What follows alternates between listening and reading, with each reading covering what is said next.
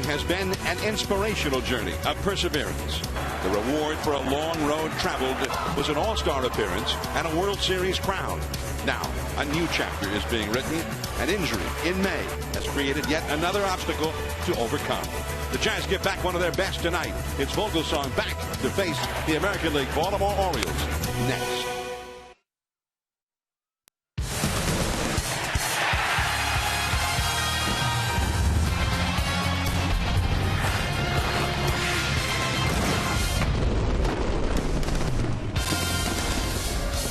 All roads lead to AT&T Park, 24 Willie Mays Plaza tonight for some interleague play. The Baltimore Orioles, a contender from the American League East, up against the defending world champion Giants.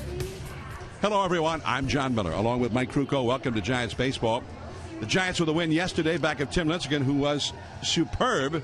And while not jumping right back into the pennant race, which just may not happen this year, the Giants feel a lot better about themselves, and they have one of their top right-handers back from the disabled list for tonight's ball game, Ryan Vogelsong. Well, in May 20th, Ryan Vogelsong went into that start against the Washington Nationals, and he was 1-4, was a 7.39 ERA. In that game, he threw 5 strong innings, allowed 3 hits, no runs, but he was hit on the throwing hand with a pitch ball that fractured his finger, required 5 pins to put it back together. Now here he is almost 3 months later, and he has been chomping at the bit. And I asked him why. He says, because I've been struggling so long early this year, I finally found my mechanics in the last start. And he's been sitting on that anxiety for almost 3 months. So tonight he gets to go and pitch.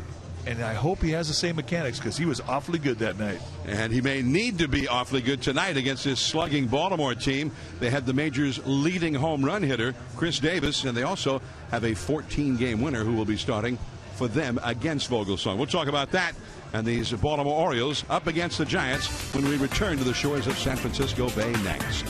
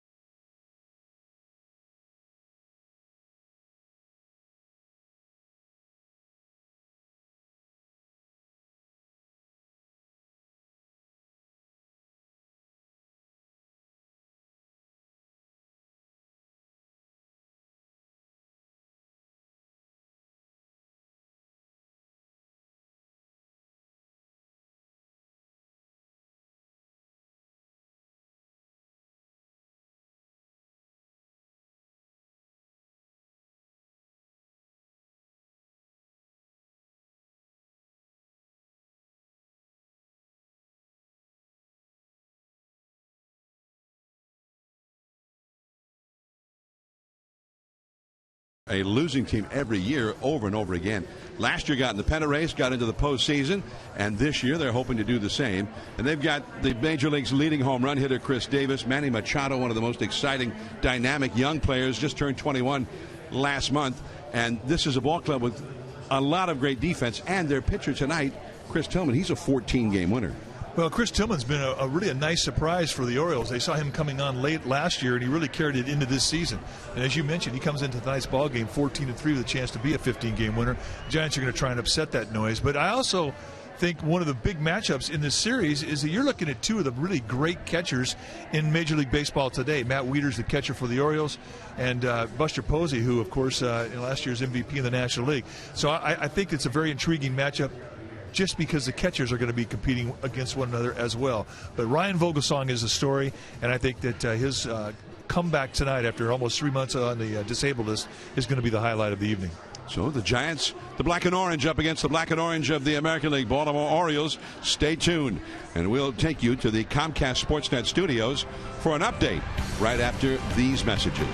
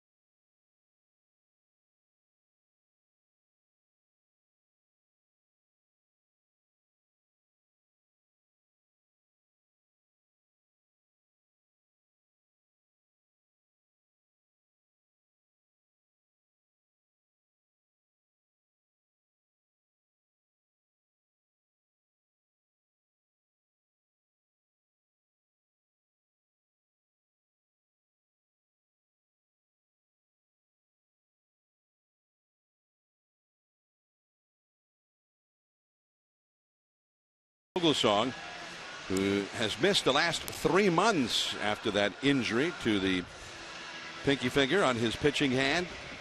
So Vogelsong very eager to get this start. He threw 85 pitches this past Tuesday in his final minor league rehab start, and the Giants said, well, he looked fine, and they think he'd go 100 pitches here tonight. So the lineups are being exchanged at home plate right now. Let's take a look at the visiting Baltimore Orioles batting order, brought to you by your Northern California Honda dealers at shophonda.com.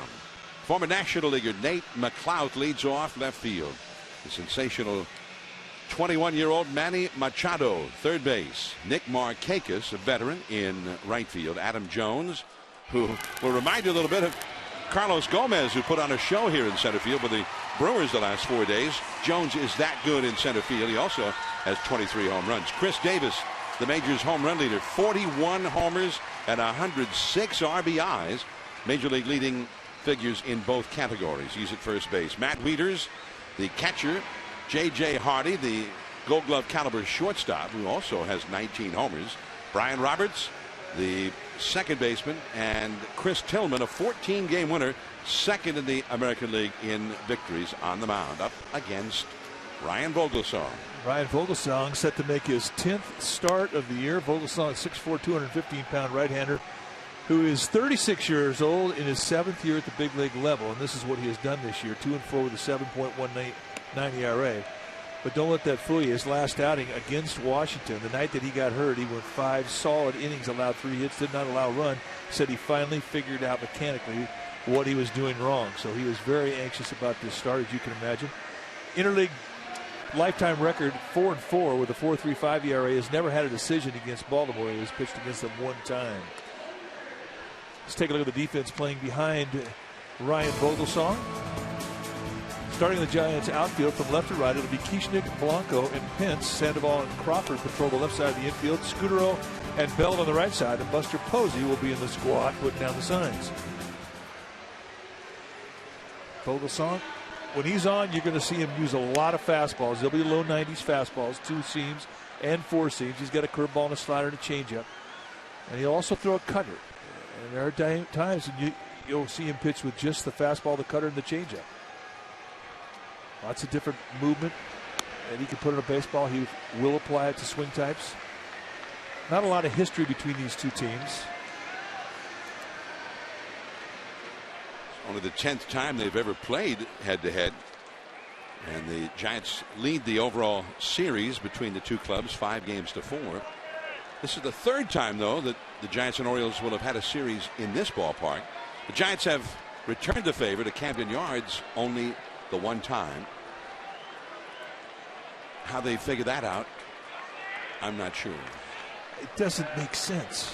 So here's Nate McLouth, Ryan Vogelsong, back in the big leagues. In for a called strike.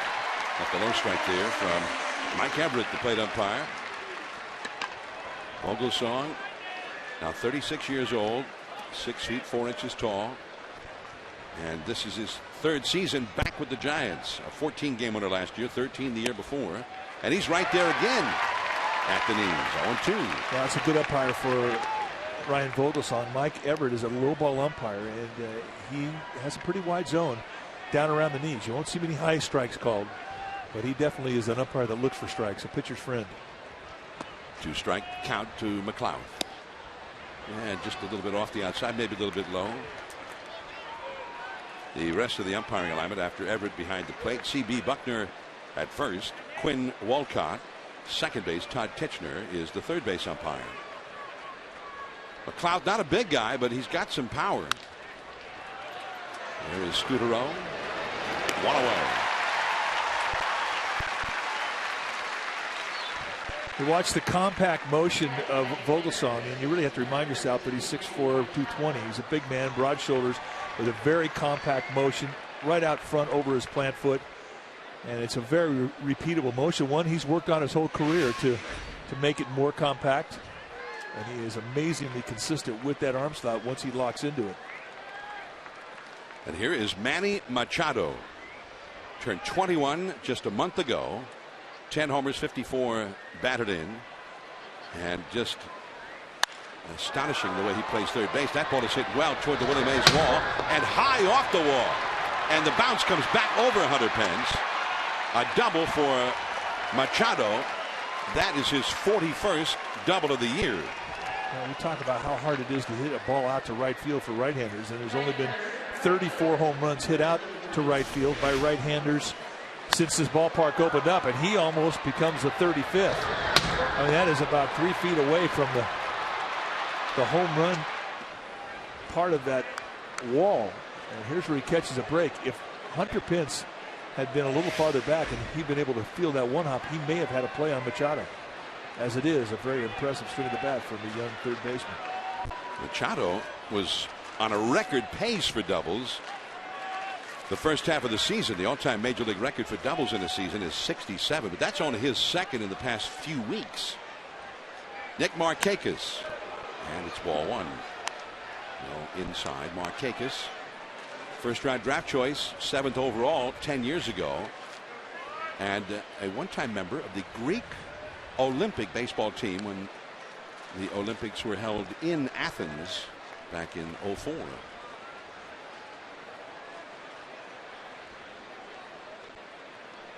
The slugger Adam Jones on deck. That changeup is low.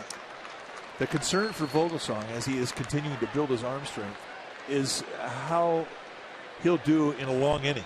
Didn't really get tested in his last outing when he went to 82 pitches in 6 innings. He didn't have a long inning. So ideally he won't have any long innings and he'll be able to get to the 100 pitch level. 2-0 the count. And that's over the outside. 2-1. The only time that Vogelsong faced Baltimore, you mentioned that he's faced them one other time. That was 8 years ago when he was with the Pirates in an interleague game and he appeared as a reliever. There's Buck Showalter, Chris Davis, who's in the hole, the big home run leader in Major League Baseball.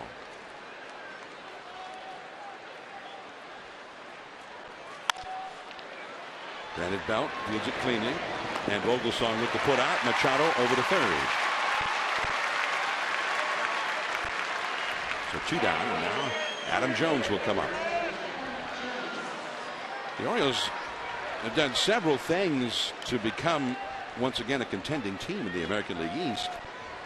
And a combination of drafting well, having some patience, players finally blossoming, and some shrewd trades. And one of those trades was with the Seattle Mariners when they sent Eric Bedard to Seattle. And in that deal, 2 of the players they got, Adam Jones, who's become a fixture in center field, an all-star, great defensive player, power hitter as well. They also, in that same deal, they got their starting pitcher for tonight, Chris Tillman, who's 114. Off the outside with a breaking ball. 1 ball, no strikes. And Buck Showalter ended up being a very shrewd hire to bring him in as manager. Success has followed Buck wherever he has gone as a manager. And he has really changed not just the mindset of the Orioles, but the whole culture of the Orioles clubhouse. Back up the middle, base hit into center field. Machado in to score, and Baltimore has a 1-0 lead.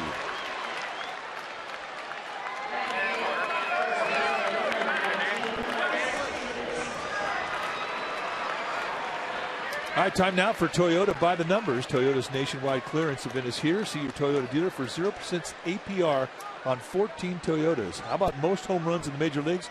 Well, that would be Chris Davis with 41. Miguel Cabrera with 33. Edwin Encarnacion, Nelson Cruz, and Pedro Alvarez round out the top 5. All 5 having outstanding seasons.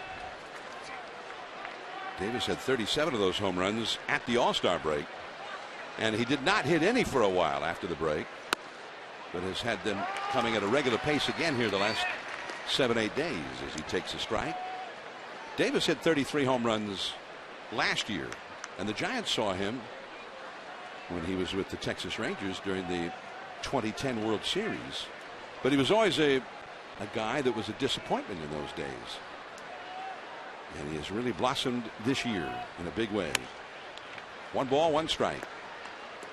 He also, in interleague play, you've got to be very careful because his lifetime batting average in interleague play is in fact, not just lifetime, this year, he's hitting .488 in interleague games. Giants put on a moderate shift in the infield to defend against Davis, and they bunch the gaps in the outfield, give him the lines on both sides. Adam Jones, 10 steals. He's a fast runner. He's at first.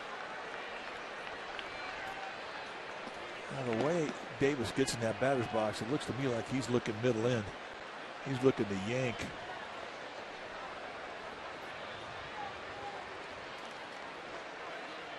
Shortstop Brandon Crawford plays almost right up the middle for this big left-handed hitter. Chris Davis, 6 feet 3 inches tall. And it's a little bit low. Cut fastball.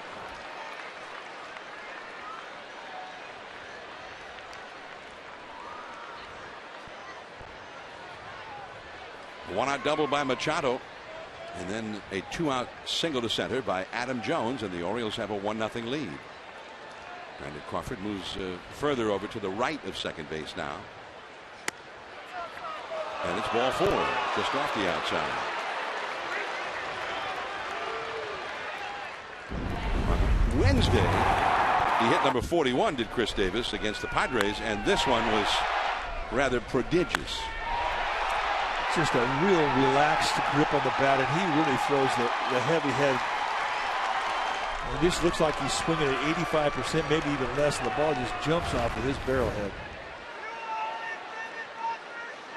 So with a walk, he's now at first. Jones moves to second. Here is Matt Wieters, former 2-time All-American catcher out of Georgia Tech, and a nice save by another former college All-American, Buster Posey. And you talked about at the top of the telecast, Mike, 2 of the best young catchers in the game. Set up in the outside corner. This thing comes all the way on the inside corner in the left-hander's batter's box. So one nice thing about a big breaking ball like that, you do have time to slide a body in front of it. They are the easiest pitches to block. Still a nice play. Wieters hitting .234, 15 homers. And he changed that. 1 ball, 1 strike. Well, I mean, this has become a stress inning for Vogelsong. And one thing about this Orioles offense, they can put up a crooked number in a hurry. They really can steamroll an inning. You have to make good pitches. They're good mistake hitters. Wieters, big, strong guy, 6 feet 5 inches tall. 2 on, 2 out. And it's 2-1. Wieters is the 6th batter to come up in this first inning. J.J. Hardy, powerful right-handed hitter, is on deck.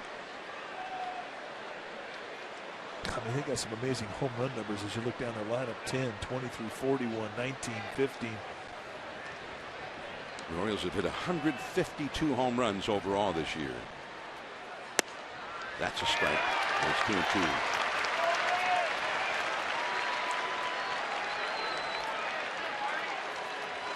The Orioles are #1 for hitting the long ball in Major League Baseball.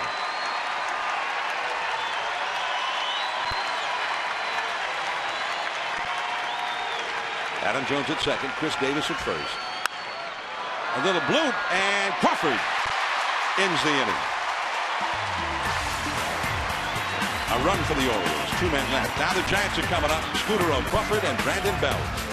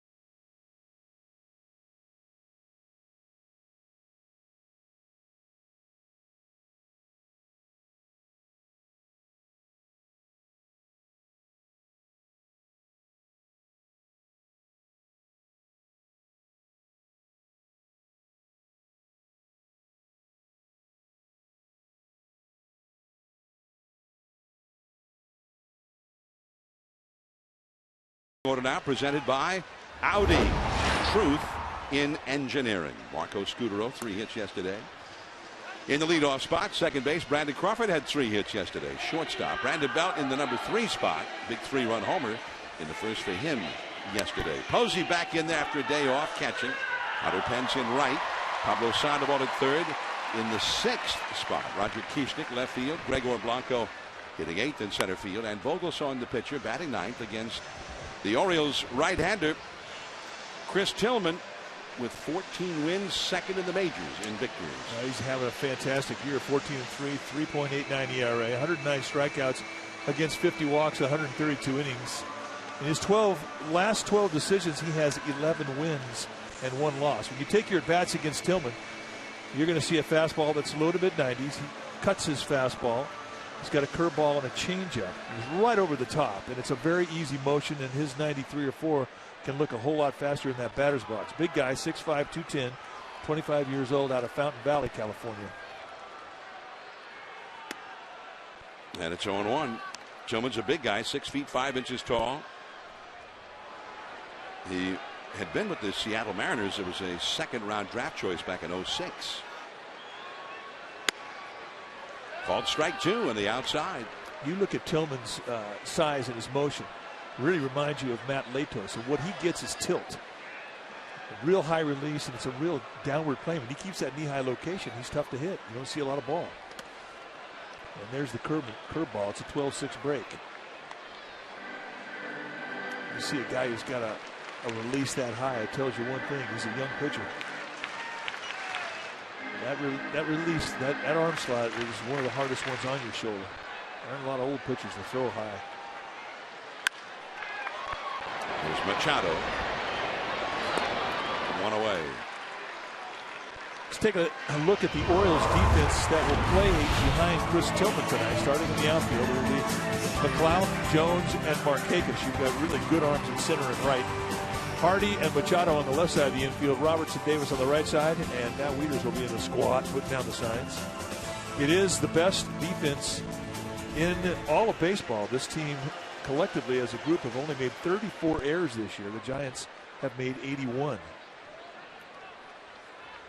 Well, the Orioles are on an historic pace for making so few errors, as it's ball 1 to Crawford. The all-time Major League record for fewest errors in a 162-game season is 65 by the 03 Seattle Mariners. And that's a called strike. And the Orioles are on pace to make 48 errors this year, which is unheard of. And Manny Machado has just been otherworldly over at third base. Up the middle. And base hit into center field for Crawford.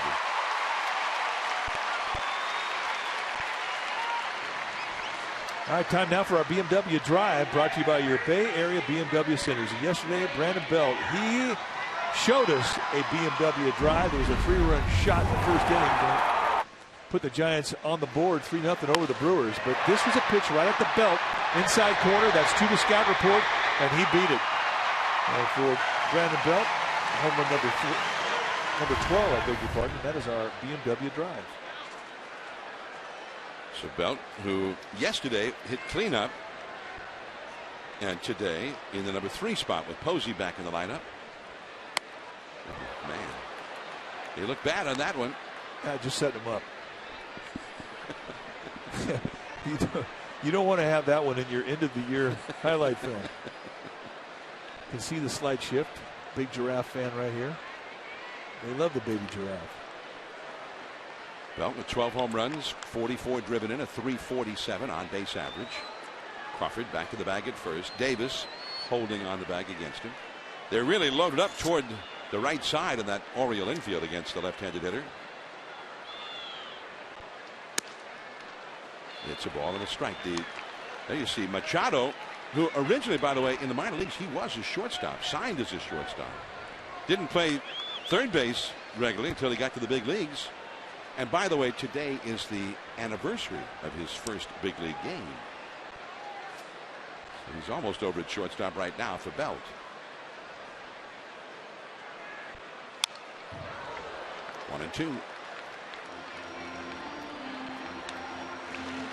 Carlos Machado. On this date a year ago, they brought him up from the minor leagues. He was 20 years old, and he had just turned 20 a month before. And he was 21 and a month. And in his first at bat in the big leagues, he had a triple. Ended up with a single and a triple for the game, and then hit 2 home runs the next day.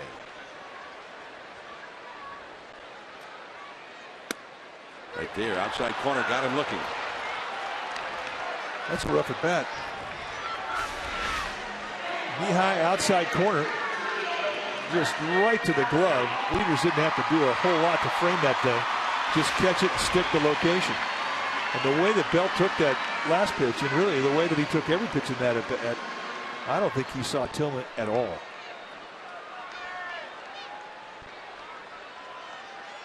Two down. Here is Buster back in the lineup after a day of rest. And so on 1. Posey hitting .308, 14 homers, 61 driven in. Crawford at first, 2 down. A little bit of a breeze blowing out, depending on which flags you look at. Some of it's blowing out toward left, and a little bit further up, blowing out toward center. And those flags, they're all showing different things. And there's not much wind to speak of anyway.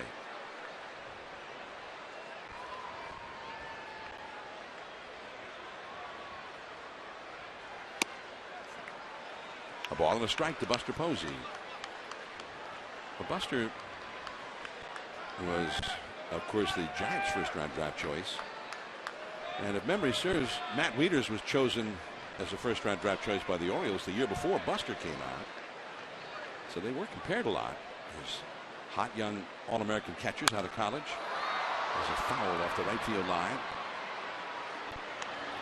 1-2 now to Buster. But Buster has just had so much success since he arrived. And the Giants' success seems to have had a lot to do with how Buster's been doing since he got here.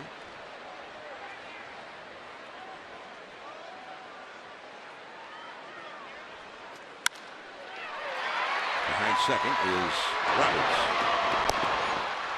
The Giants get 1 hit and leave Crawford on base. Vogelsong back to work for the second inning. 1-0 Baltimore.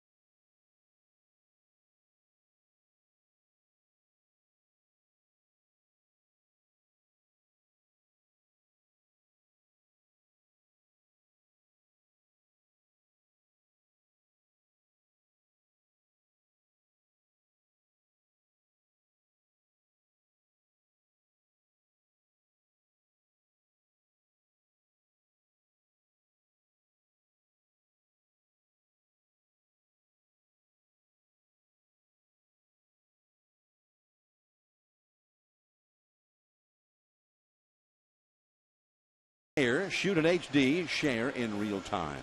Go to ioncamera.com for more information. Brian Vogelsong, and he went to Kutztown University in rural Berks County, Pennsylvania. 1996 to 98. His career earned run average while he was in school, 2.84, and he hit .303 with 8 home runs. Could do it all. At Kutztown. And so the Giants said, let's get this guy. It was a good pick. He's facing J.J. Hardy to start the second inning. 1-0. The Orioles lead the Giants. That one hung deep left, and it's gone. Just over the wall. So Hardy got one that looked pretty fat and hits his 20th home run this year.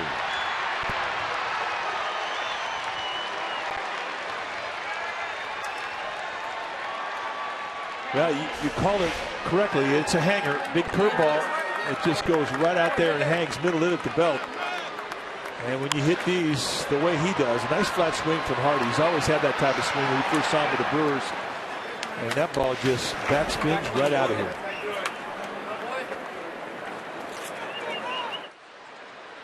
Something that they have done often this year in that Oriole dugout. That celebrate a home run. That's number 153.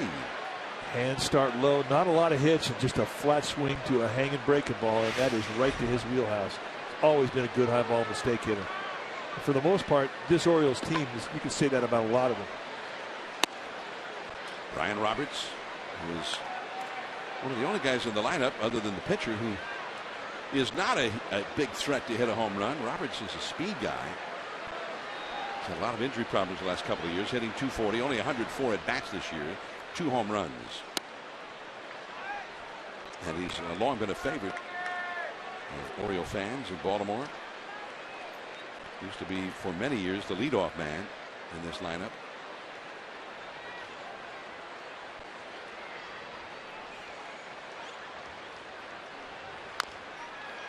That is foul right to Wayne Kirby, the first base coach.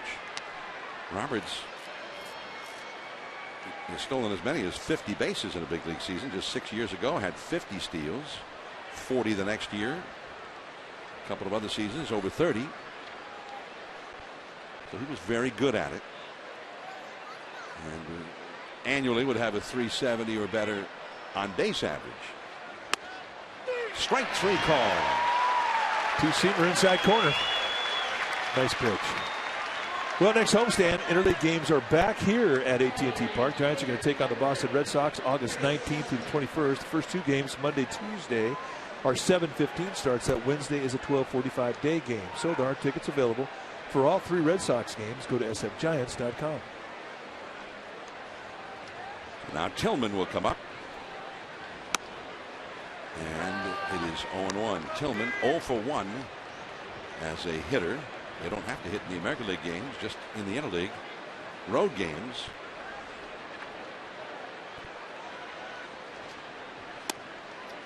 I guess if you're Buck Showalter or Oriole pitching coach Rick Adair, you just hope he doesn't do anything to get hurt while he's up there.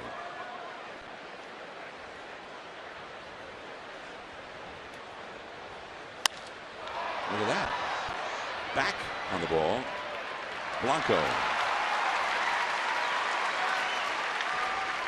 Pretty impressive there for Chris Tillman. But into an out. 2 down. And you're watching Buster Posey. And the technique that he has in setting up a target, it always starts with the feet. And one of the big mistakes that amateur catchers and little league catchers will make is catchers will get on their toes. If you watch Posey, he doesn't get on his toes. He gets on the inside part of his foot, and you can see behind just how much of his foot touches the ground. Right field deep and into the archway. And McLeod has a double. Pretty good curveball down. At least it was, down where it's supposed to be. He went down and golfed it.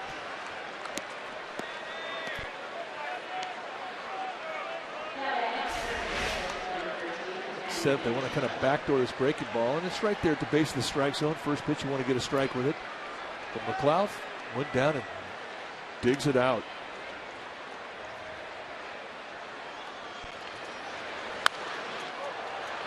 You'll always elevate your breaking ball a little bit on the first pitch because you think the guy's going to be looking fastball. That time, McLeod looking for something soft. Now Machado, who hit a double his first time. Right there on the outside for a strike. Machado took on the Willie Mays wall in right field and almost had a home run. Take a look at the feet of Buster Posey as he sets his target. He'll give the sign, and now he'll set the feet. And there you can see how he puts the weight on his foot, on the inside part of his foot, but from the heel to the toe. And that gives him a very good foundation, a very good base with which to move left and right if he has to get out and block a ball. And it'll also give you softer hands.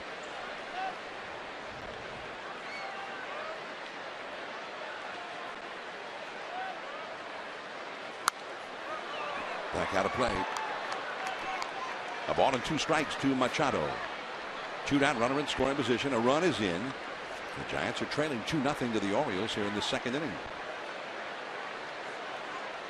Machado hitting .298 for the year.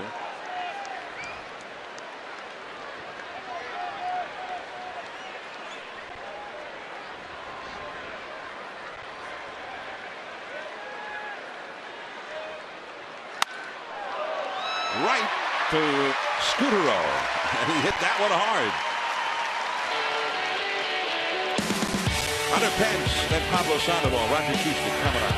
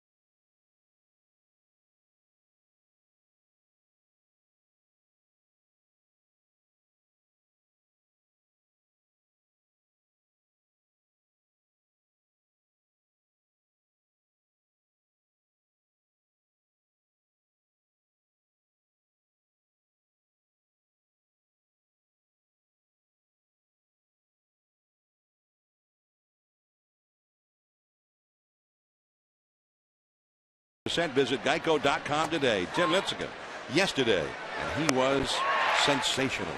Well, he really was. And what he did yesterday, which was so impressive, was the way he spotted his fastball. And that has really come on the last 2 starts. Got a lot of ground balls located on both sides of the plate consistently with it.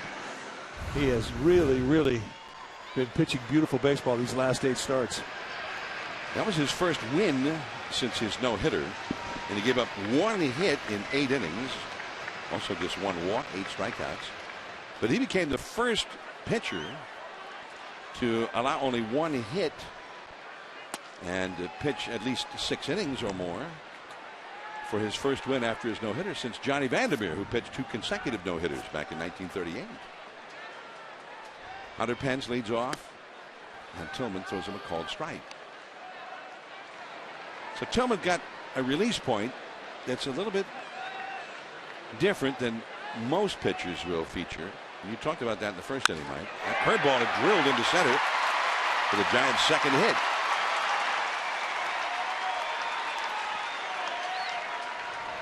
Here comes Pablo.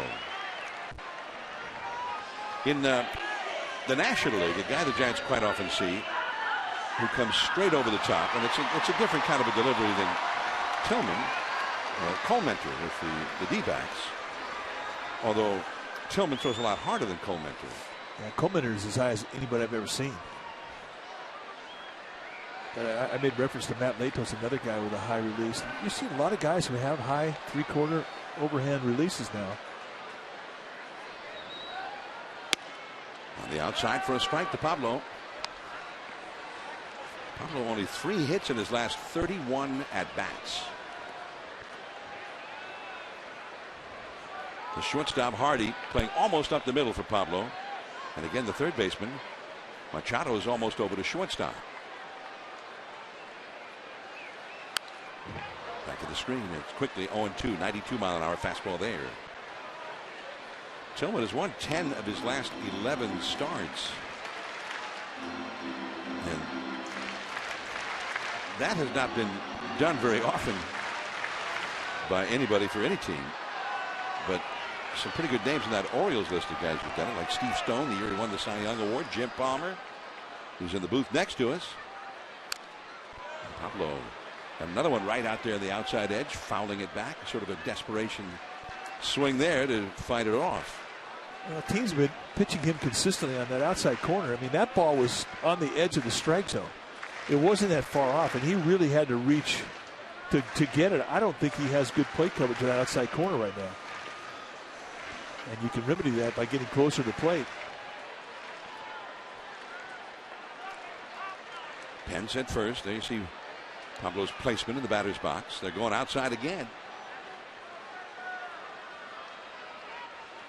Up and away. Almost like a semi-pitch out there. Pence wasn't going anywhere. Giants are trailing 2-0 here in the second. Finally hit a home run here at home yesterday. Brandon Belt had the honors. Had gone 11 games without one at home.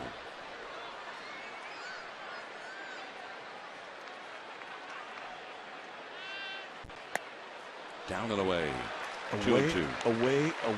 Away. Pablo did not hit a home run here yesterday. In fact, had another hitless game, but he did hit one very well that would have been a home run in a lot of other ballparks out into deep right center field that was tracked down by Carlos Gomez. I'd like to see him swing like that a little more often here. He's in a bad slump. 2-2.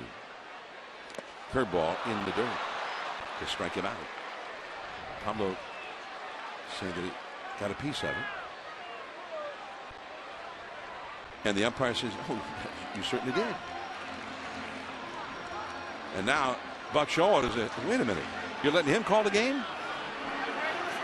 Well, I think he has a pretty good point. Mike Evers saying, well, I called it, but I didn't really mean it.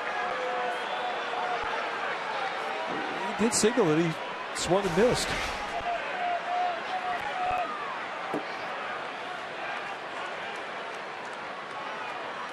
Well, perhaps you could see the fly of the ball change. I thought so.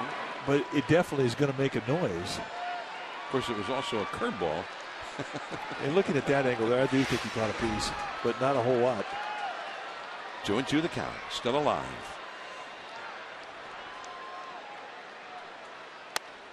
And he lays off a check swing and appeal by Wieters. Denied by Todd Kitchener, the third base umpire. I made a mistake, Buck. I made a mistake. There's not a whole lot you can argue with an umpire when he comes out and he tells you, I made a mistake. Okay.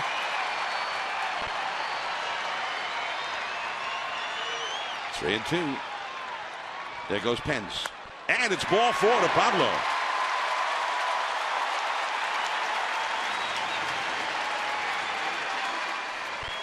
Well, Giants baseball is brought to you in part by the all-new redesigned Toyota RAV4. It's here, and with up to 31 miles per gallon, it's ready for adventure. Well, that was a nice at-bat from Sandoval. So the fact that he did manage to catch just a piece and that curveball in the dirt loomed large, as now the Giants have 2 runners on with nobody out, something going. The rookie, Roger Kieschnick. 9 hits, 27 big league at bats, a .333 average so far.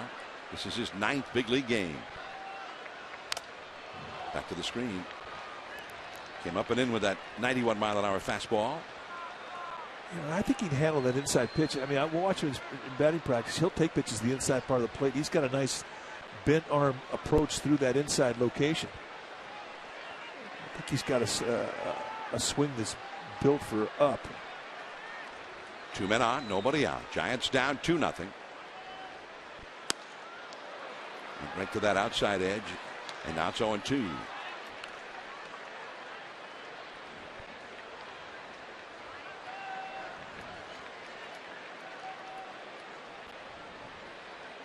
Keeshnick, 26 years old.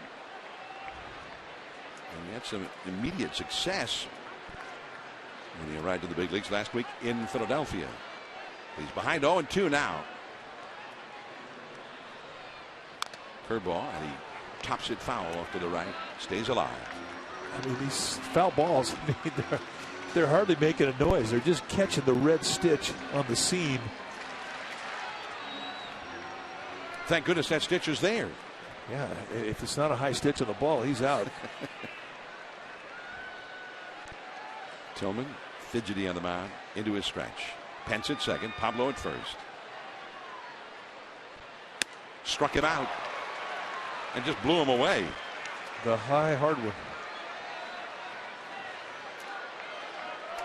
I mean, you face, if you've ever hit off of an Iron Mike pitching machine, it's kind of like hitting off a Tillman. And the ones that are hard to hit are those ones across the top of your letters in your jersey. Very difficult to keep a top hand on it. And it's straight as a string. He threw that ball right by him indeed. Here's Blanco. Blanco had a couple of walks yesterday. One was thrown intentionally. And a first pitch curveball for a strike. Blanco has been mired in a slump. Came up as a pinch hitter 2 days ago and hit one very hard for a double, so he was back in the lineup yesterday. 2 men on, 1 man out. The pitcher, Vogelsong, on deck. Check swing foul. I just don't think guys are picking him up this first time through the lineup. I mean, that was a fastball, and Blanco will look fastball a lot till he gets to 2 strikes. And he broke down mid-swing on a straight fastball. So it's just a matter of seeing an unusual release point like Chris Tillman has, the high over the top release. It's a while to get used to it.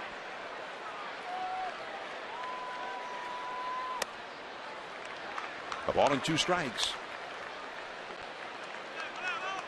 Pence led off the inning with a single to center. Pablo then got into a real battle after falling behind in the count, and eventually he coaxed a walk. Keeshnick has struck out. Now it's a 1-ball, 2-strike count to Blanco. 2-0. The Orioles lead the Giants. Struck him out.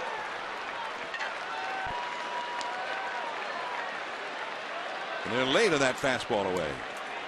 And in. And that's why you're seeing 91 miles an hour. You go, well, that's not that fast. That's kind of the average Major League fastball. But again, it's the release point that Tillman has. There's some deception behind it. It is an unusual release point. And the Giants are just not able to time it right now. Now Vogelsong will try and help his own cause here. The last time he was at the plate, it ended badly. This is his first time back up there in 3 months. Curveball away. Yeah, he's got a little pad on his fingers too. See that piece that protects his little finger on his throwing hand.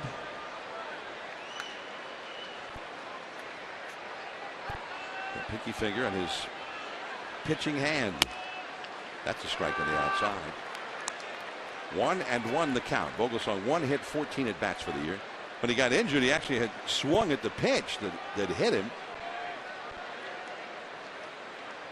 And fractured that pinky finger. He had to kind of put it back together.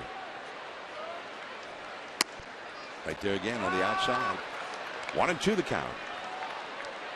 Well, the Giants just very frustrated. They got 2 men on with nobody out, and nobody's been able to touch the ball since then, much less knock anybody in. Keeshnick struck out. Blanco struck out. Now it's 1-2 to Vogelsong.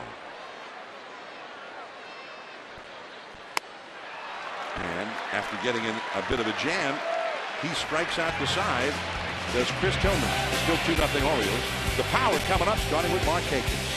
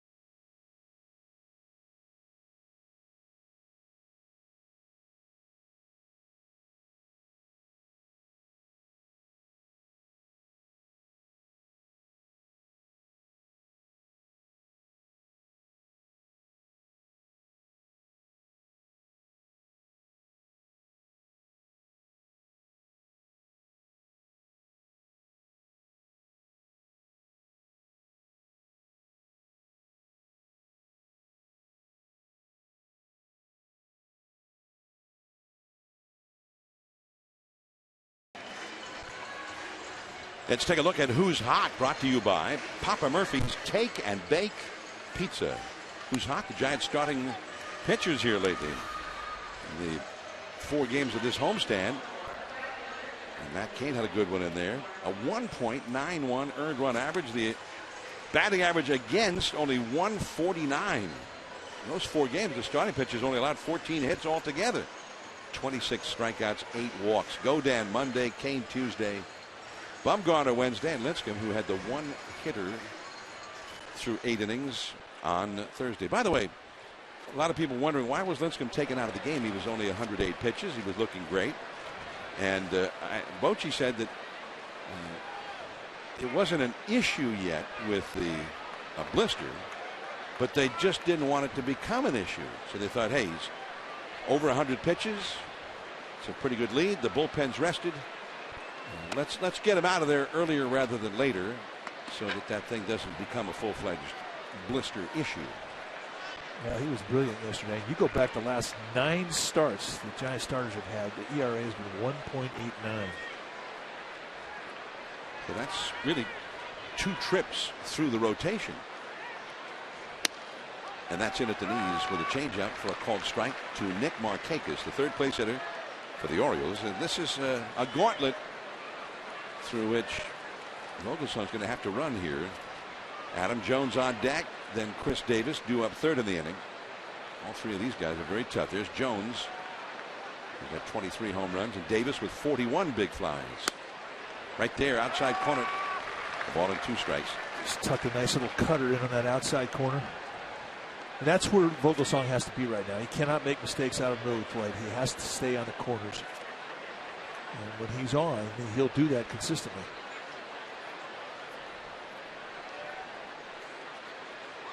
The ball and 2 strikes. Markakis grounded out to first his first time. Choking up in the back. And lifts that one foul into the second deck. And a fan who brought his glove makes the catch. He's going, Dad. That's my dad.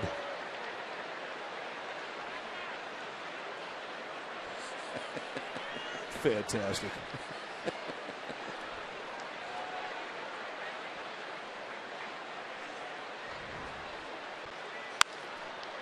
That is foul off the left field line. Well, Markakis, he shows that he'll go where that pitch is thrown. Pitch him away, he'll take it to left. You throw him in, he'll pull it. Bochy, before the game, talking about this Oriole lineup and all the impressive hitters, he said maybe the best all-round hitter from the scouting reports and looking at the videos he thinks might be Markakis. 1-2 the count. And he pops it up. Scudero into the shallow outfield. 1 away. Well, MLB.com At Bat is celebrating 5 years as your #1 mobile app for live baseball. Available for iPhone, iPad, Android, and BlackBerry 10. At Bat delivers Giants baseball with live audio, pitch tracking, stats, highlights, and much, much more. Text At Bat to 31826 or visit sfgiants.com for details. Here's the cleanup man, Adam Jones now. Jones with 2 down, singled home the first run of the game back in the first inning. Adam Jones, who hit 32 home runs last year, 25 the year before.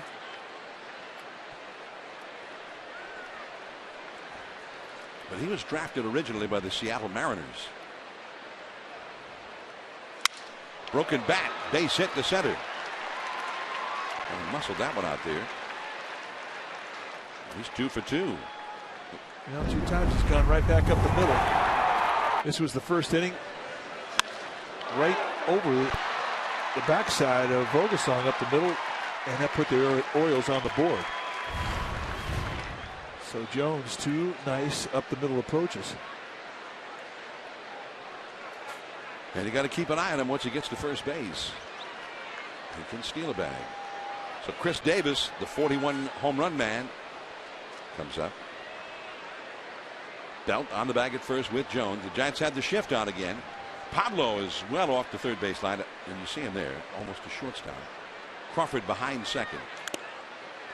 And he got him chasing that curveball. It's 0-1. And he didn't just hang it in there to steal a strike either. That one dropped down out of the zone as Davis swung at it. Well, I mean, he will strike out a lot. He's got 137 strikeouts on the year, so he's overcome the fear of swinging and missing. Just when he makes contact, though, good things happen.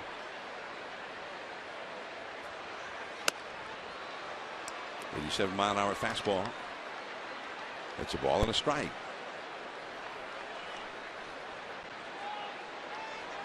The Dodgers are at home tonight.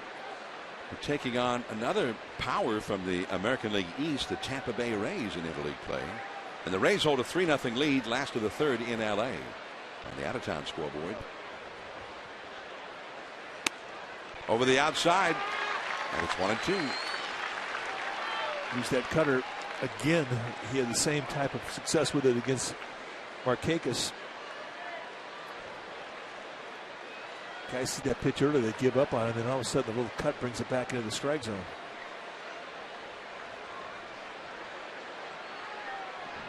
Davis walked his first time. 1 ball, 2 strikes, the count. Off the outside.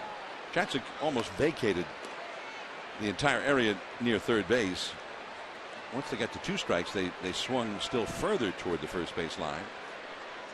Now, one thing about a guy that's got 41 home runs here in the second week of August, he doesn't make 2-strike adjustments. He's up there to search and destroy every pitch. 2-0, the Orioles lead. We're in the third inning.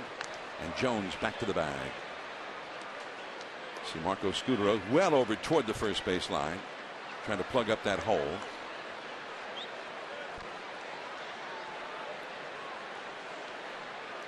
And the outfield is really stacked up toward center field. Coming well off the foul lines in both left and right. 2-2 the count. Right in there. The strikeout, and he got him looking. When a guy takes a fastball right down the throat, you got to be thinking one thing. He ain't looking for it. He's looking for some kind of off-speed pitch. So he guessed wrong. Second strikeout for Vogelsong. And 2 down. Here is Matt Wieters. And McCovey Cove. Friday night, there's some kayakers out there in the Cove. Wieters popped up to short his first time. There's the look. A small grouping. With the Orioles in town, you would think there's a really good chance there'll be some balls hit into the water during this series. Well, you're right. The team that leads the major leagues in home runs, I think it's time to go out and rent a kayak, John. Serious. Get a net. Batting practice was pretty spectacular, I might say. Yeah. He's ready.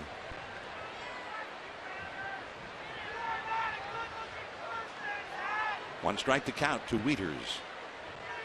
Adam Jones, the runner at first. And it's strike 2. Well, Vogelsong, he's not throwing anything particularly hard tonight, that's for sure. Well, we've seen him have fastballs that'll average 93 miles per hour, and he'll go 92, 94, and just paint corners with it. But this is kind of his spring training. After you miss almost 3 months, he's still trying to get the kinks out. I do believe tonight his command has been pretty good. 0-2 the count with 2 down. And Jones back to the bag. Bell playing right there with him. Jones hit a 1-out single, but he's been planted there at first base. You got power hitters coming up after him. I guess they figure he's already in scoring position. Why take the risk of running? But it's 0-2 now to Wieters. That's into right field, a base hit. Jones will stop at second. Pence quickly back in. So he got ahead of Wieters but could not put him away.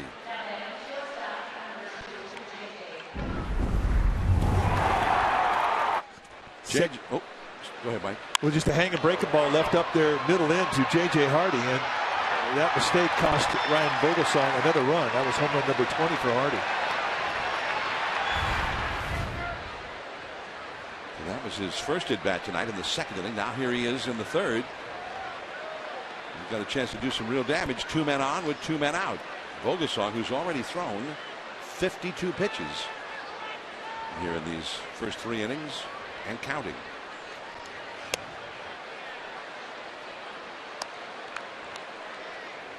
One ball, no strikes. Getting the stretch a lot. Yeah, there's his friend, his trained seagull. Or I should say, gull. 1 ball, no strikes. And 2-0. We get letters every time we say seagulls. They're not seagulls, they're gulls. Really? Yeah. Well, what? Seagull is a misnomer? There's no such thing as a seagull? Well, apparently this particular type of gull is not a seagull. 3-0. Brian Roberts, the switch hitter, on deck. But I don't know. I think you pose a good question.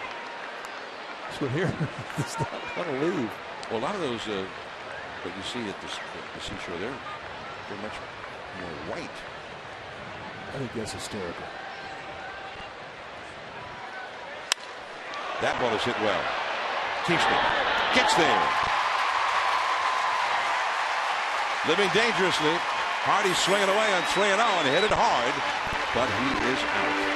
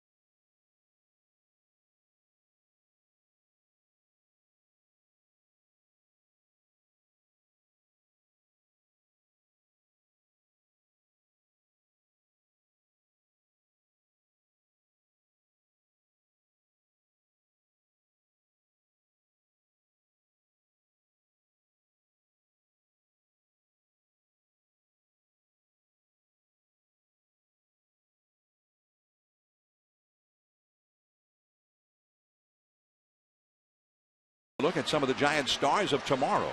Xfinity, your home for the most live sports. The Augusta Green Jackets. And from July 30th through August the 7th, they won 11 games in a 9-day period. They swept 2 doubleheaders. The top 2 starting pitcher this season, Kendry Flores, a right-hander, 19 starts, 2.81 ERA, he's 21 years old. Also Chris Stratton, 19 starts, he's 8-3, a 3.11, he's 22, and he was the Giants' 20th overall. He was the Giants' first pick, but the 20th overall in the draft last year. The pitching coach there at Augusta for the Green Jackets, Steve Klein. Those kids are lucky because they will learn how to play this game the right way from Steve Klein. Longtime big leaguer, former Giant. Called strike to Marco Scudero, who spread the hands apart on the bat as if to bunt. Machado, though, did not come moving in tighter from third base. That ball cuts away, and the count is 2-1. You notice Tillman, he's 6'5", he's a big guy. And very, very abbreviated step back. I mean, he almost stays upright through his step back. And it's all about balance for any pitcher, but especially a tall pitcher. Oh, the bat goes back to the backstop. 2-2. I think when you watch little leaguers and youth baseball, one of the big mistakes that pitchers make is they have a huge step back when they get their motion going, and you just don't need it. You watch major leaguers, and they'll tell you that it's all about balance and being in control of your body. You want your arm action to be like a Ferris wheel, and all that energy going towards your target. And if you've got a lot of sway in your motion, big strides, and you're not very balanced when you stride towards your target, you're not going to have good command.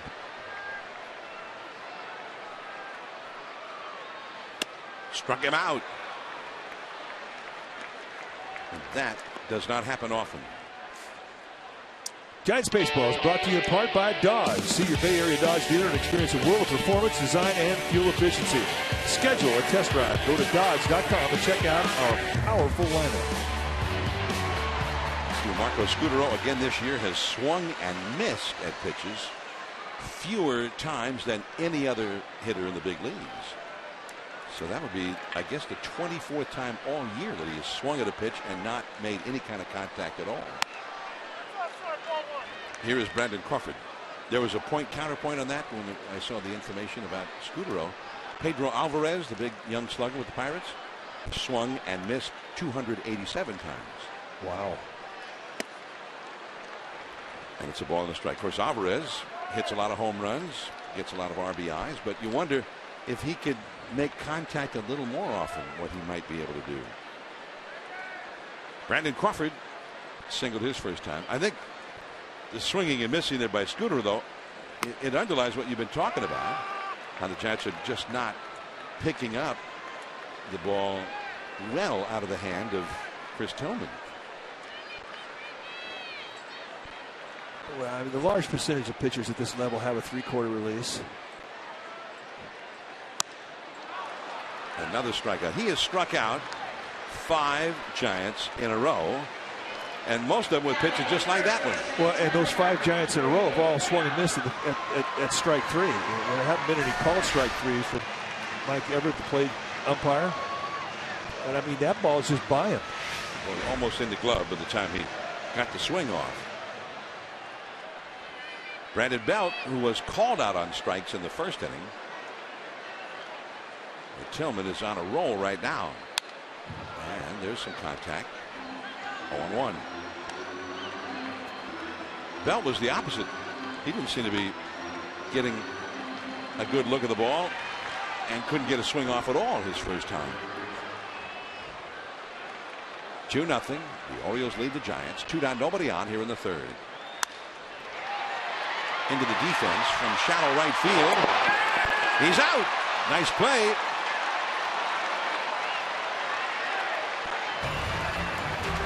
So they were overloaded on that side, and Belt is thrown out from right field.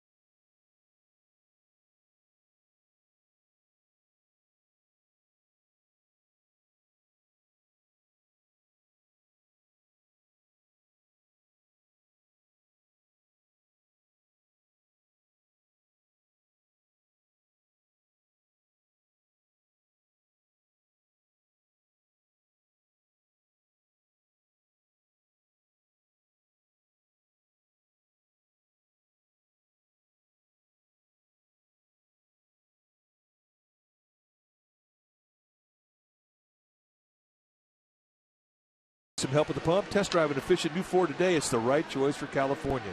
Well, an interesting shift on defense. They kept the shortstop Hardy and the second baseman Roberts in their normal spots. They bring Machado, the third baseman, over and put him into short right field, and he winds up making the play. So the play goes to right field, and how do you score it, John? Well, it's the third baseman to the first baseman, but from right field. I don't know how to write that down on my score. 5.5 to 3. To write an essay on that one. I don't have the shorthand for that one. Pretty amazing play. And here is Brian Roberts, the lead off for the Orioles.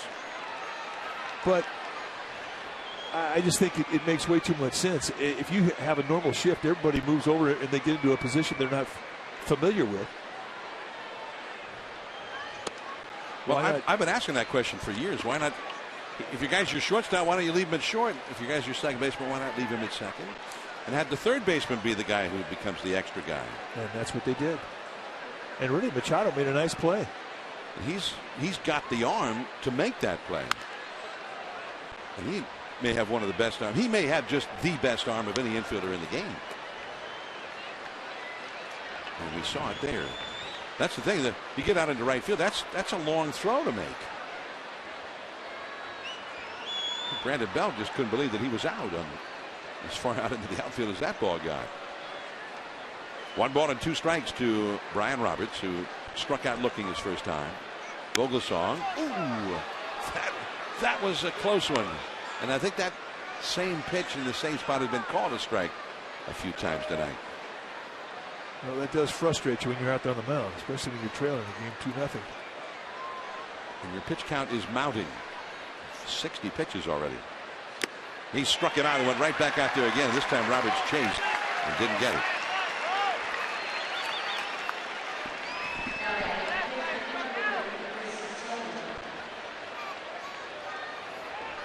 Well, one fun Boston Monday, August 19th, against the Red Sox, and a portion of every ticket sold goes to aid the recovery efforts due to the Boston Marathon bombing. If you're interested, go to sfgiants.com/special events. And you'll also be given a randomly selected past special event giveaway item.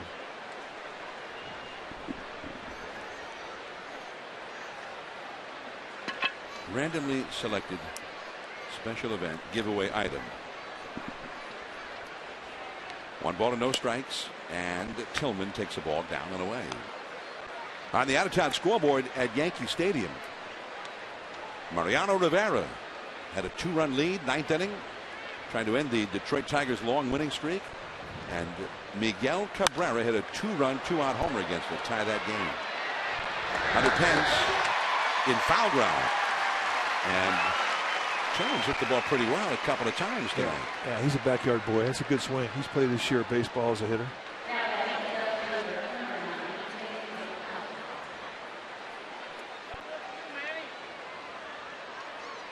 So that game at Yankee Stadium is now in extra innings, 3-3, top of the 10th inning. The Dodgers still trailing the Rays in interleague play at Dodger Stadium, 3-0. David Price, the American League Cy Young winner last year, has the lead in that one for the Rays. And there's a strike on the outside to Nate McLaughlin. David Price, the Giants saw him last Saturday. They did. And that was a pretty intriguing matchup, and both pitchers, former Cy Young winners, pitched well. Lincecum for the Giants and Price for the Rays. Shallow left. Here is Kieschnick, and the inning is over, and a relatively quick inning for Vogelsong. 10 pitches and out. The Giants have Posey, Pence, and Pablo coming up.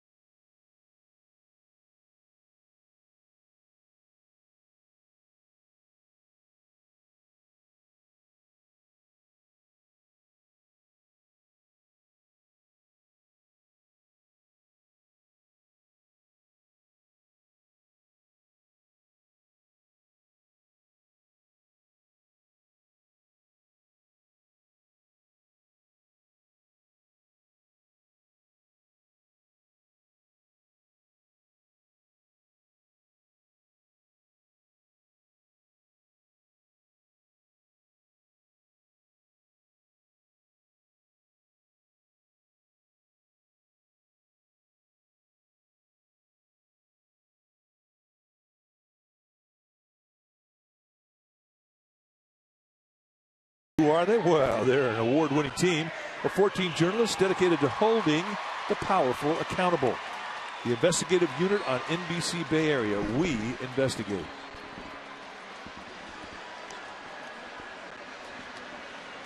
Two 2-0 Baltimore. We're in the bottom of the fourth inning. And Buster Posey going to lead things off here for the Giants. Buster grounded out to second his first time. Giants have 2 hits against Tillman, trailing 2-0. The curveball in for a strike.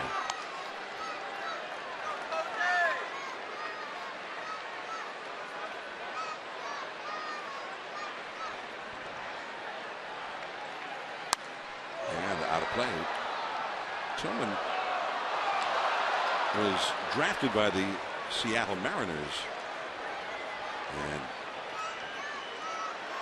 that was in that big trade. The Mariners got Eric Bedard, and the Orioles got Tillman and also Adam Jones, among others. Back to Roberts. And for the second time, Brian Roberts throws out. Buster Posey. 1 away in the Giants' 4th inning.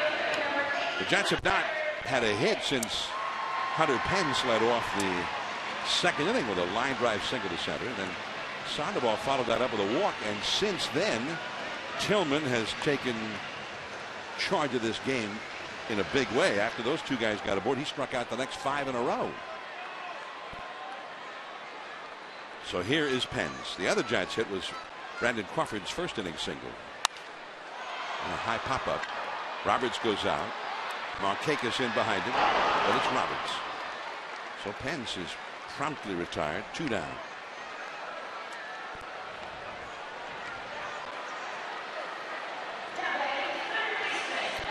And here comes Pablo. 2-0. The Orioles ahead. Day games here at both tomorrow and Sunday. Tomorrow's game, a 1:05 start. Chad Godin will go for the Giants against the Taiwanese left-hander Wei Yin Chen. And there'll be no local television of that game. It's a network game on the Fox network tomorrow. You want to work on the radio with me? Yes, I do. Okay, cool. Thank you for asking. That's out of play. And Pablo quickly with a count of 0-2.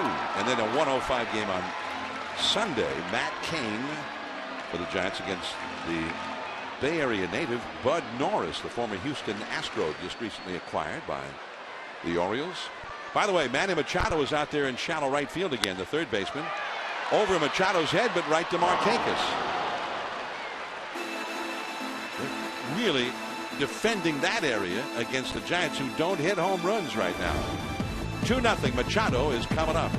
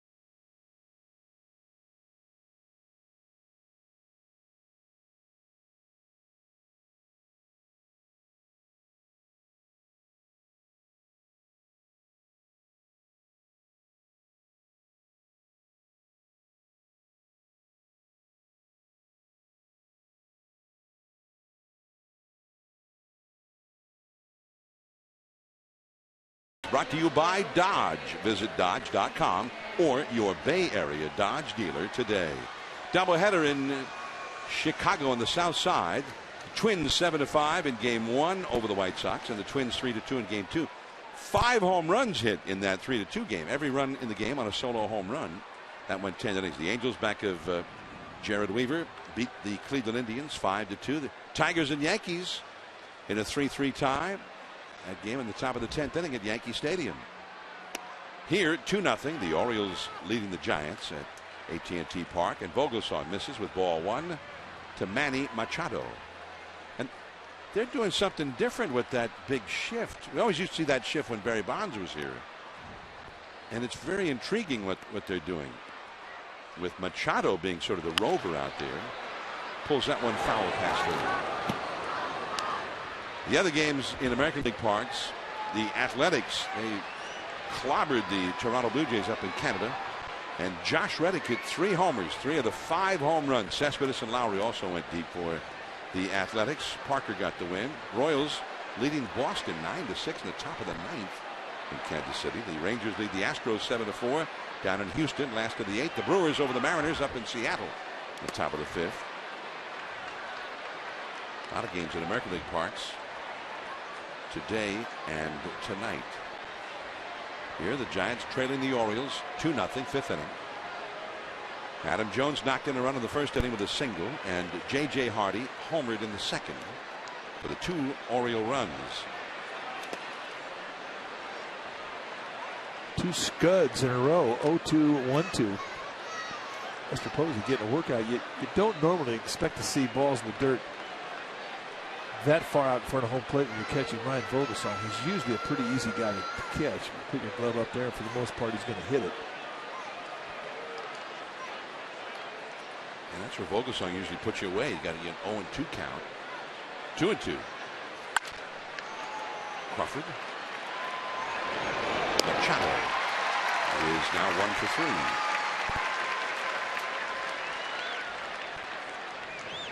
So here's Markakis. Machado, by the way, is from Miami. Grew up in South Florida. He was the 3rd player chosen in the 2010 draft, right out of high school by the Orioles. And it did not take him long to get to the big leagues, as you can see. Here is Nick Markakis, the 3rd place hitter. And he's 0 for 2. He's grounded to first and popped up to second.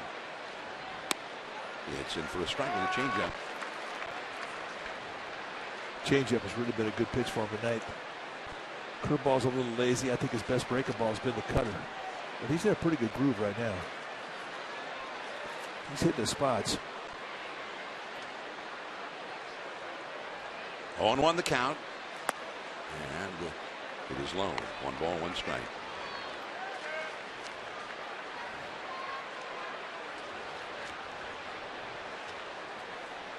Adam Jones on deck.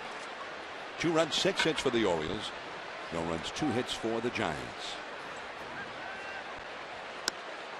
And it's just off the outside. 2-1.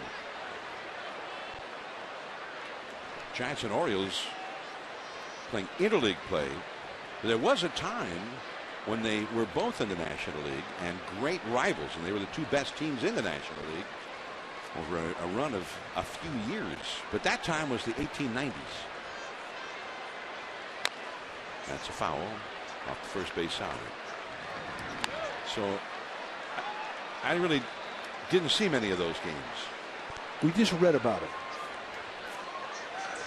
But the Baltimore Orioles one year facing the great the great Giants fastball pitcher Amos Rusi, and they started doing things like chopping down on the ball. It kept the dirt very hard in front of the plate, beating out infield hits, and that became known as the Baltimore chop, which that kind of a hit, that was a phrase for that kind of a hit from that day onward. Well, the St. Louis Cardinals in the 1980s kind of brought that back when they would take advantage of the spongy artificial turf in St. Louis when it would get hot. And all the speed that they had that swing, and they used that Baltimore chop. And they would torment teams with their speed And I guess those Orioles of the 1890s in the National League would do the same. Right to Brandon Belt. Man, that ball was smoked. And right to Belt. Out number 2. Tell you what, that wasn't a hanger either. I bet that thing was about 8 inches off the ground when Markakis went down and golfed it. It's pretty good curveball. Watch this thing. Not a whole lot of swing either. I am impressed with how compact of a swing Markakis has. Brandon Belt played him perfectly. 2 down. And here is Adam Jones, the cleanup hitter. And he's had 2 singles, one knocking in a run, the first run of the game, back in the first inning. Hitting .304 for the year. And it's a foul out of play. Another thing they did, they opened the season against each other. So they were using that Baltimore chop to torment the Giants' great pitcher. And then they started sending their runners and swinging. The hit and run play was born back in the 1890s, and the Baltimore Orioles were the team that invented it. One of the players on that team was named John McGraw, who later became a Hall of Fame manager of the Giants, one of the great managers of all time. But John McGraw originally with the Baltimore Orioles of the 1890s. Count 1 ball and 1 strike. The Orioles were then a charter member of the American League. When the American League was born in 1901 we're talking about. 1-2 now to Adam Jones. But that didn't last very long, and that team moved to New York and eventually became the New York Yankees. And Baltimore did not have a Major League Baseball team for the next 52 years until the old St. Louis Browns moved to Baltimore for the 1954 season. And these Orioles trace their lineage back to that team. This is the 60th year for the Orioles in the American League. And just 4 years later, the Giants moved from New York. The Dodgers moved from Brooklyn, and both came west to California. Well, it's got to be a pretty comfortable place for Orioles fans to come to San Francisco because there's a lot of orange and black here. But you're orange and black, you fit right in. That struck him out looking. A changeup that had almost like screwball type movement back to the plate. 2-0 Orioles.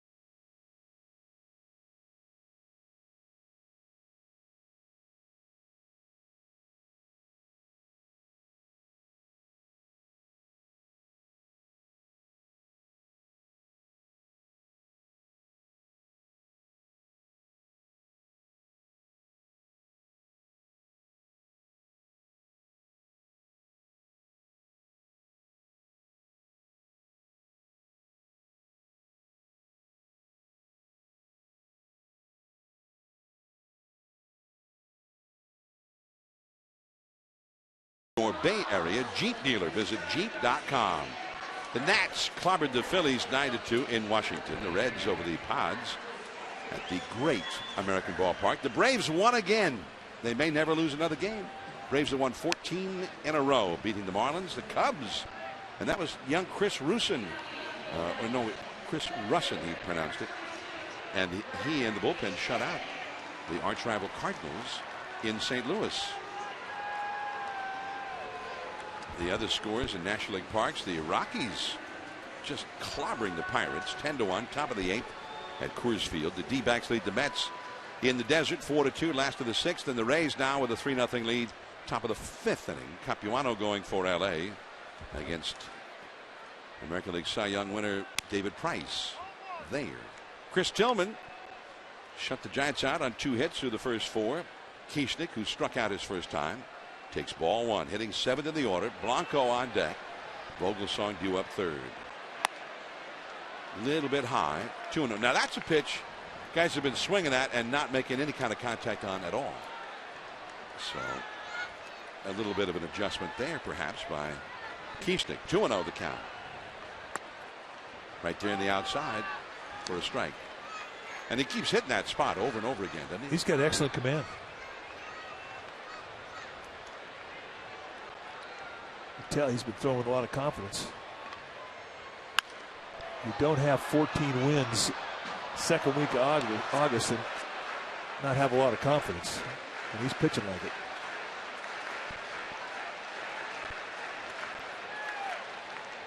Two and 2 the count to Kieschnick.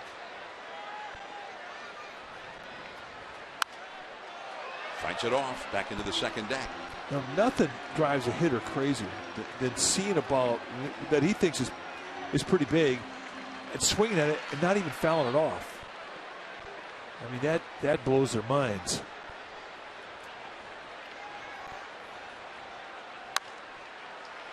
Right to the first base bag where Chris Davis takes care of it. 1 away.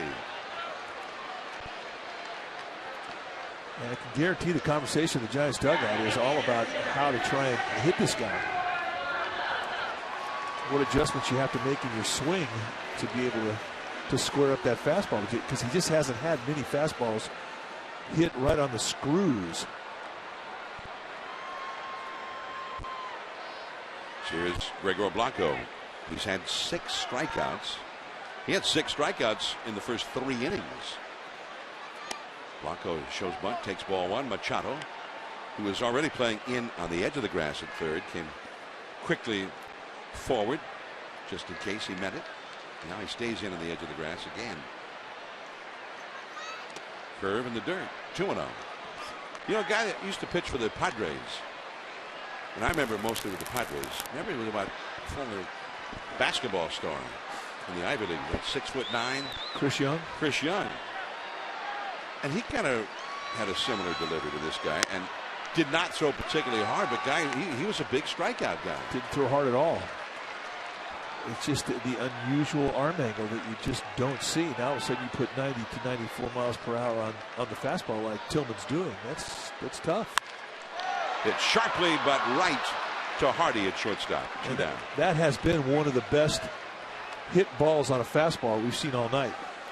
I mean, even the hard hit single that Hunter Pence had back in the second inning, that was on a breaking ball. Hunter Pence, the last Giant to get a hit. He led off the second inning with a single to center on that breaking ball. Crawford had the other hit, a single back in the first inning. Vogelsong, it's 0-1. Struck out his first time. 2-0. The Orioles lead the Giants last of the 5th inning.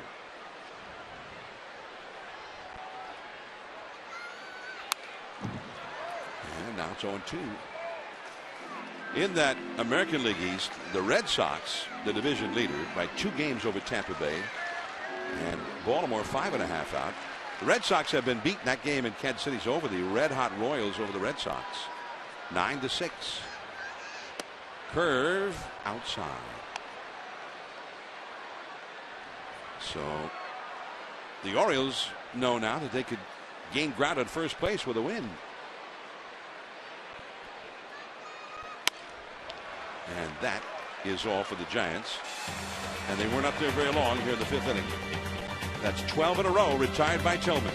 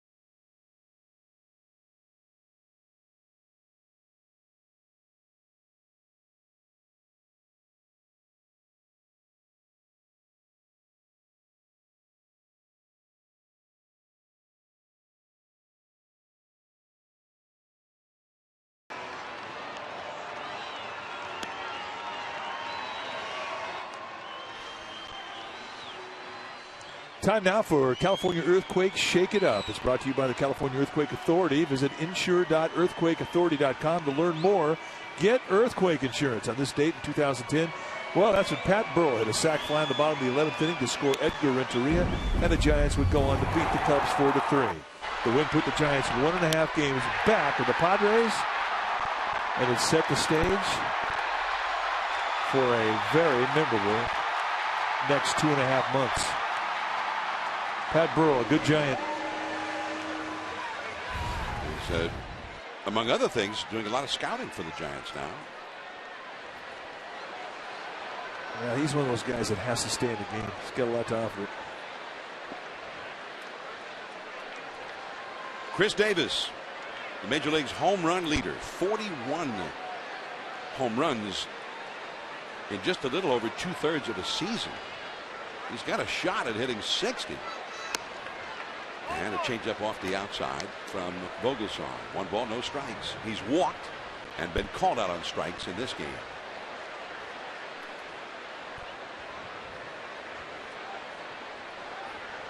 Matt Wieters on deck. J.J. Hardy due up third in the inning. Did he swing? Yes, he did. Yes, he did.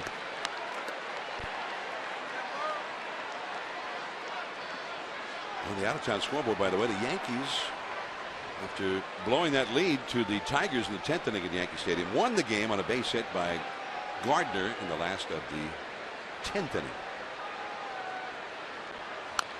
The curve is tapped foul over to Wieters. 1-2. Brady Anderson back in 1996. That was the last year that I broadcast Oriole baseball.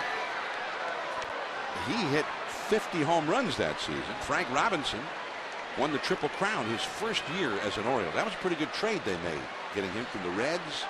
And he hit 49 homers. They won the World Series that year. Jim Gentile hit 46 and 61.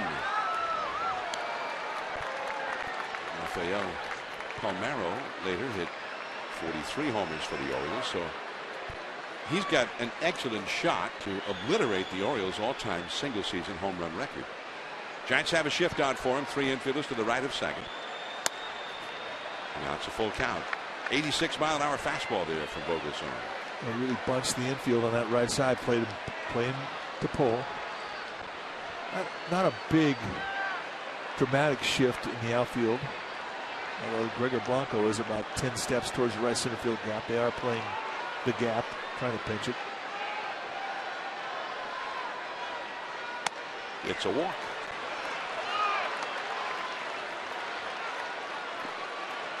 So that's twice that Davis has walked against Vogelsong. Those are the only walks Vogelsong has allowed. And you might start to see some activity in the Giants bullpen based on the pitch count. Remember, his last outing in Double-A rehab game, he threw 6 innings and 82 pitches. They thought he'd be good for about 100 tonight.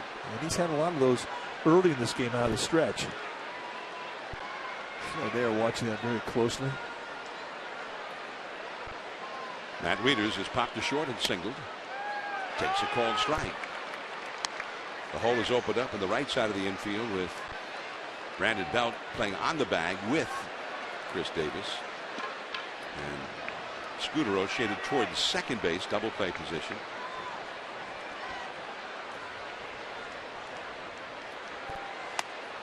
He chased, and it's 0-2.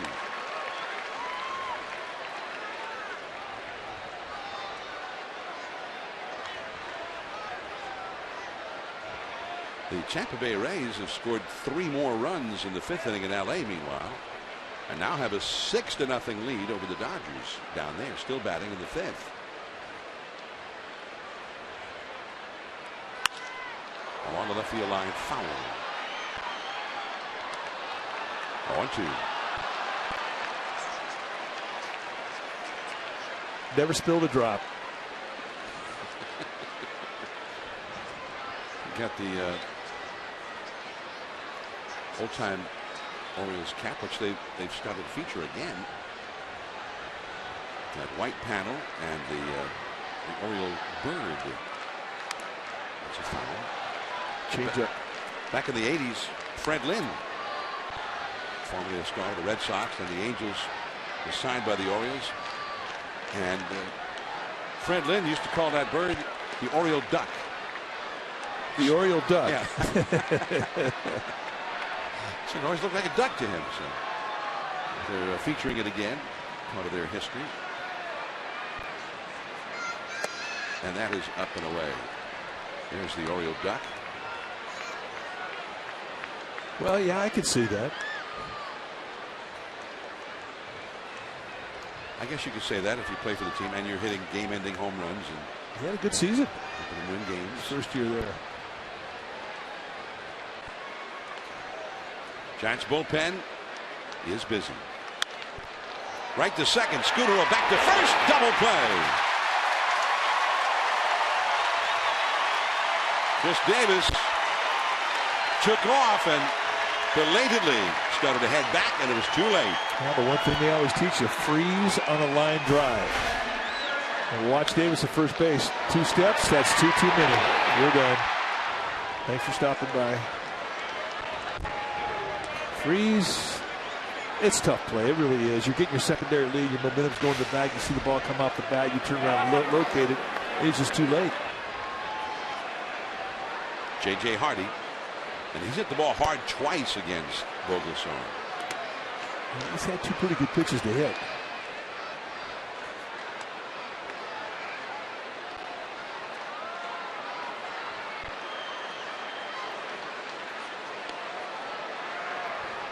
Vogelsong had a couple of 20 or more pitch innings. 95 for the game.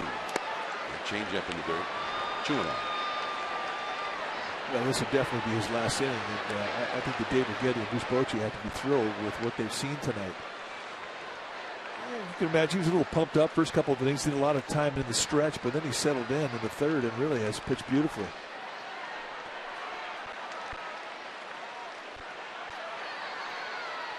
Two-0 the count. Hardy with 20 home runs for the year. He hit number 20 back in the second inning.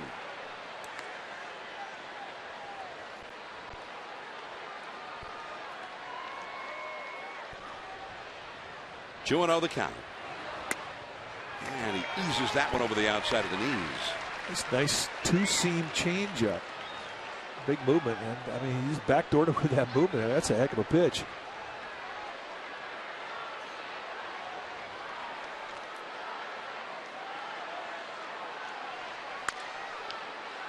Now it's 2-2 in the foul ball. For Vogelsong. He gave up the run in the first and a run in the second. Nothing since. 6 hits total. Couple of walks. Nice play, Dad. Dad's been coming up with some serious plays tonight. Yep, you bring your glove, you're a hero. You're the best dad in the world. 2-2 pitch. A little bit low.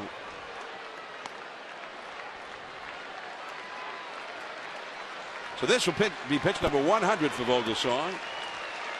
And he needs it to be a good one because this guy has hit him hard tonight. 3-2. It's a walk.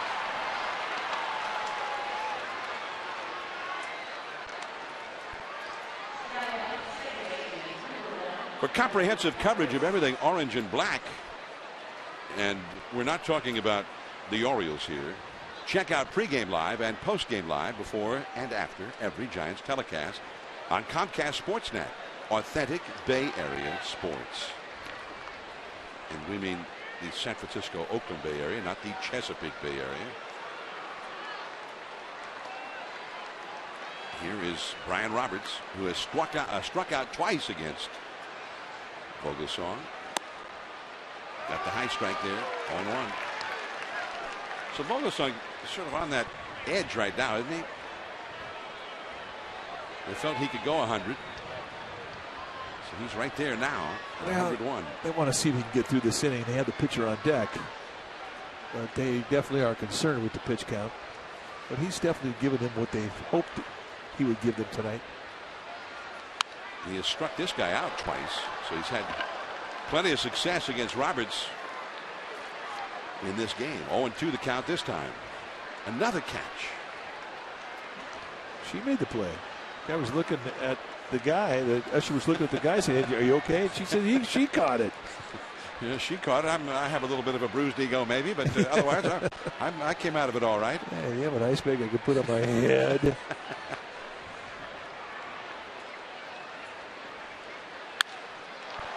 Right to Blanco. That's 6 innings in the book for Vogelsong. Top of the order coming up, Scutaro. And then the Brandons.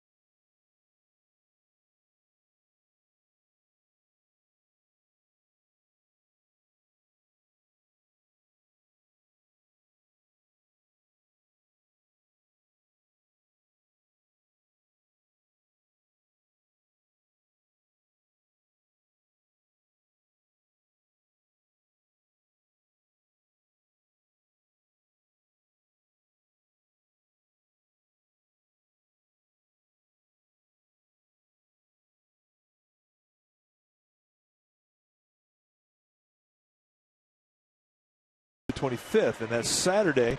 The August 24th game is a 6:05 game. The first 20,000 fans will receive a Giants fedora presented by Grayton Resort and Casino. Sunday, August 25th at 1:05 start. The first 30,000 fans will receive a Tim Lincecum gnome presented by Coca-Cola and Lucky. For tickets, go to sfgiants.com. The Giants trailing 2-0 to the Orioles. The 14-game winner, Chris Tillman, has been on a roll here lately. He's retired 12 in a row. The Giants have only 2 hits against him. Ryan Vogelsong may be finished. 6 innings, 2 runs allowed, though. A very strong return for him. And a fastball off the inside. By the way, you might say, well, it's an American League team, a lot of sluggers, but without the DH. The Orioles' DHs as a group have been the worst in the American League. Maybe less of a problem for them losing the DH than any other American League team. There's a called strike to Scutaro. 1-1. He has grounded out to third. And he struck out swinging his last time. Center field, Adam Jones.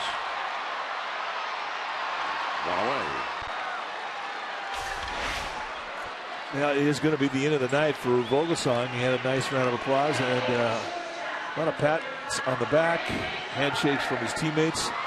And when you've been on the disabled list for almost 3 months and you haven't been able to make a contribution, for a guy like Vogelsong, this has been a night he's looked forward to for a while. And this has got to be pretty gratifying. I know he's trailing 2-0, but he did give his team a chance to win, and they appreciate his being back active. Well, they're right in the game. They need a base runner and a home run. They tie it. Here's a curve for a called strike. Saw Dave Greshner, the Giants head trainer. He does not get enough applause, nor does his staff. They're just fantastic, and they get Giants players back when they go through severe injuries. They get back in shorter time than what most injuries would require. A change up in the dirt, a ball and a strike to Crawford, who has one of the Giants' 2 hits. Although he struck out his last time. He's 1 for 2. Brandon Belt on deck. The Giants have not had anybody reach base since Pence led off the 2nd inning with a single, and Pablo followed with a walk. 13 in a row retired since then. Did he swing? No, says third base Umpire Todd Titchener on appeal. And it's 2-1.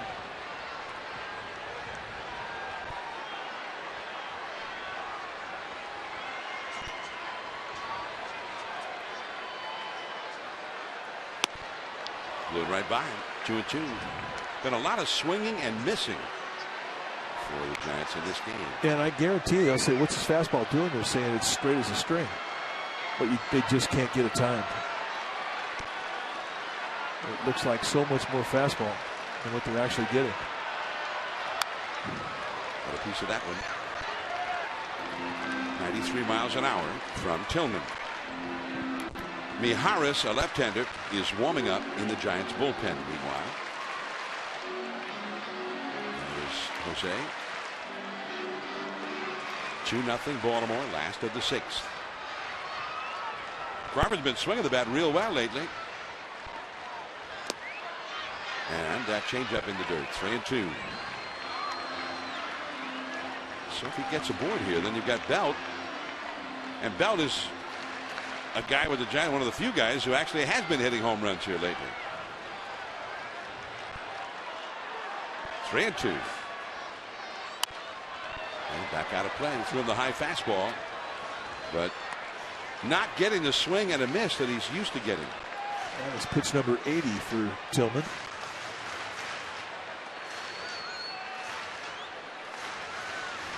The only pitcher in the majors who's won more games so far this year than Tillman is Max Scherzer of the Tigers, who is 17-1. The A's Bartolo Colon has also won 14, as has Matt Moore of Tampa Bay, who also is on the disabled list right now. Right to the shortstop. Hardy. 2 down.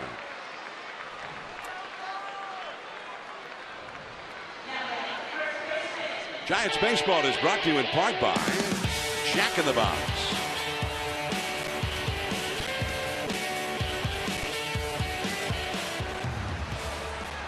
I'm John Miller with Mike Krutko. Giants baseball from AT&T Park. Interleague play. The Giants and the Orioles. 2-0 Orioles. Last of the sixth. 2 down. Here is Belt. Manny Machado, the third baseman, in right field on the defensive switch. Can't really call it a shift. It's a switch. He's switching positions.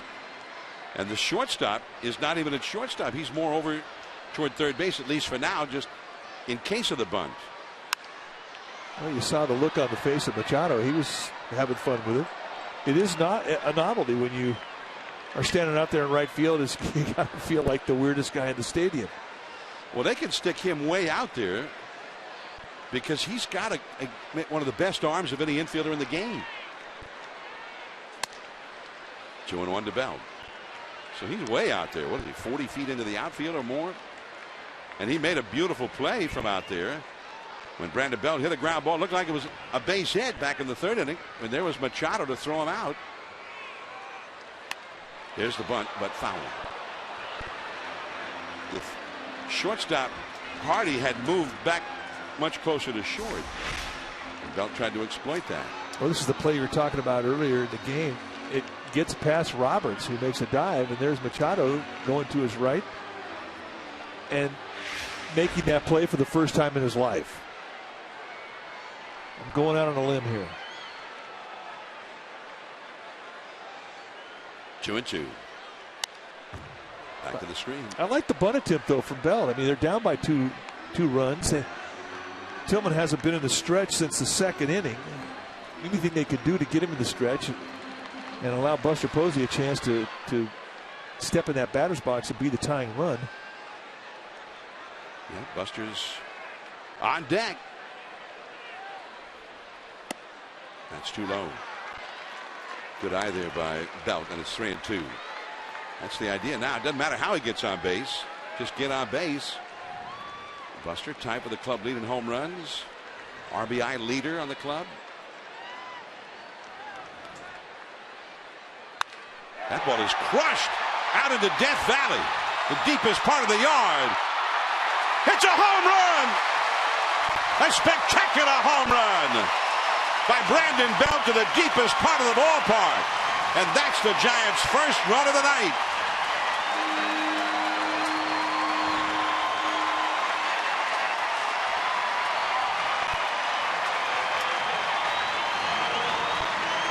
And you don't expect to see a ball out there clear the wall. Yeah, and this comes in a 2-strike count. The new grip has absolutely changed his bat head into a hammer, and he is putting on some great swings. A majestic home run, the deepest part of the yard. And that from the same guy who tried to bunt 2 pitches ago. And then Posey fouling that pitch off, and did you see the look of dejection on Buster's face? A high fastball hitter, and he got a high fastball. He looked so disappointed that he didn't crush it. And another one there, and out of play. Just to the left of the yellow line, and then caroms into the bleachers. So a couple of feet to the right, and that ball was in play.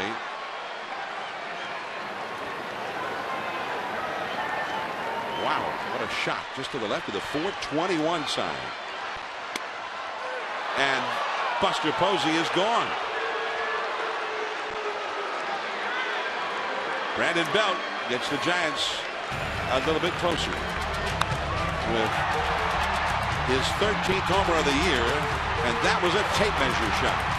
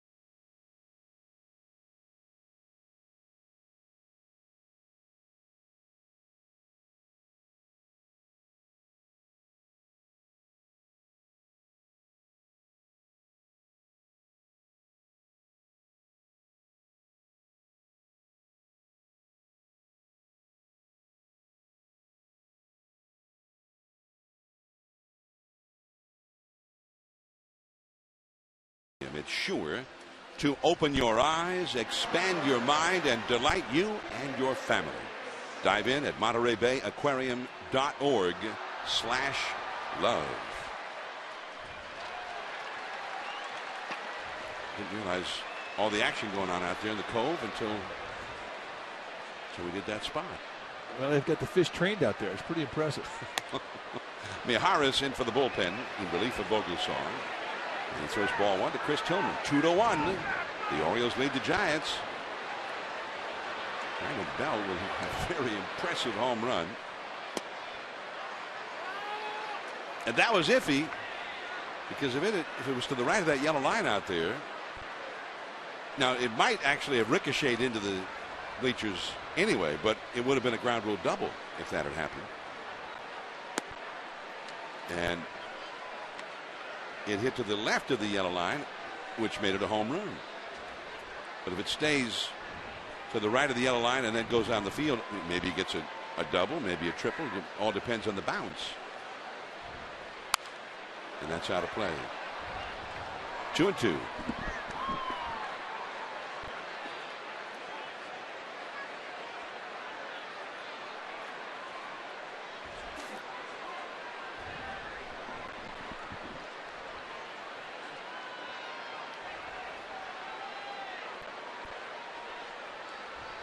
Tillman has hit a fly ball to center and a foul fly to right.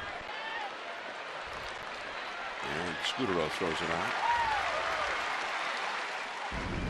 Ryan Vogelsong tonight, almost 3 months from when he injured his finger being hit by a pitch. Finally got to put on a big league uni and make a contribution to the team he loves, and he was fantastic. Really spotted his fastball well, mixed his pitches in. He wound up going 6 strong with 6 hits allowed, a couple runs, and then a 4 strikeout night.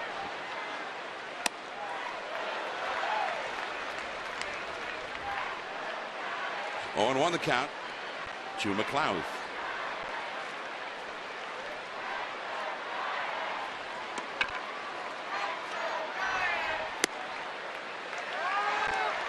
And it's 0-2. McLeod, who is grounded out to second, doubled, and flied out to shallow left.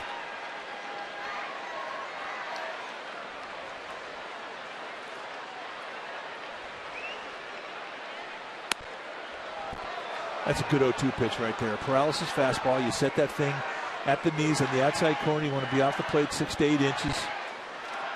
Some umpires will stretch their zone a little bit. Some hitters will try and cover it. And it sets up the inside, sets up the outside with a breaking ball. And he blew that one right by him at 91 miles an hour. 91 to right across the outside corner. Beautiful. Cutting action on it. McLeod is 1 for 4, and here is Machado. Very quick arm action from Mijares. And we've seen his fastball go anywhere between 91 and 95. Machado, who almost hit a home run to right in the first inning. Right up at the top of the Willie Mays wall for a double, and later scored a run in that inning. He lined out to second in the second and grounded out to short in the fifth. He's 1 for 3. 2-1. The Orioles lead the Giants. The Orioles scoring single runs in the first and second innings, and then Belt's home run, making it 2-1 in the sixth. We're in the seventh now. 2 down, nobody on. Nick Markakis, a left-handed hitter, on deck.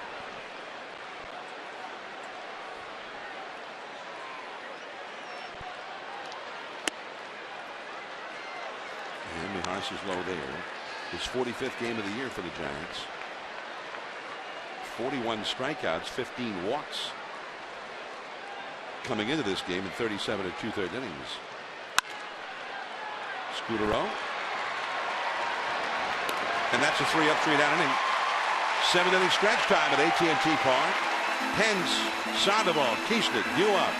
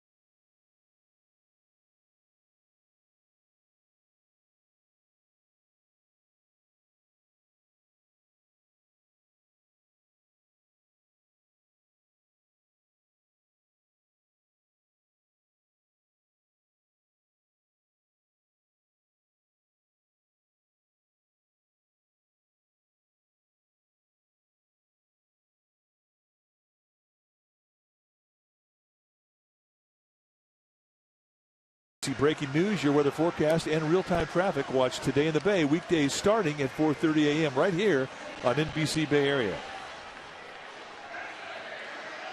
7-inning stretch. The Giants down by a run, trying to play catch-up here against Baltimore. Now, you see that yellow line when the ballpark opened. The point of that yellow line, it was a line of demarcation. A ball off the wall to the left of the yellow line was a home run, and to the right of the yellow line was in play. But checking the AT&T Park ground rules that are listed in the Giants media guide, it says that a ball that strikes the center field wall right of the yellow line and then caroms into the stands is also a home run. Hunter Pence, that's not what happened to Brandon Belt's ball, as Pence is promptly retired. He's now 1 for 3. There's one away. Belt's ball clearly went to the left of the yellow line, making it a home run immediately. Well, when we first got into this ballpark, it was a yellow line that if you hit the right side of that wall, right of the yellow line, and it went into the bleachers, it was a double. But there really is no reason to have that yellow line anymore since they changed the rule. The only possible reason to have that line is to denote a home run to the left of it or a ball in play to the right of it. So if it hits that wall to the right of it, but bounces into the stands, if that's a home, they ought to get rid of that yellow line. As a foul back to the screen, and it's 0-2. Good swing by Sandoval there.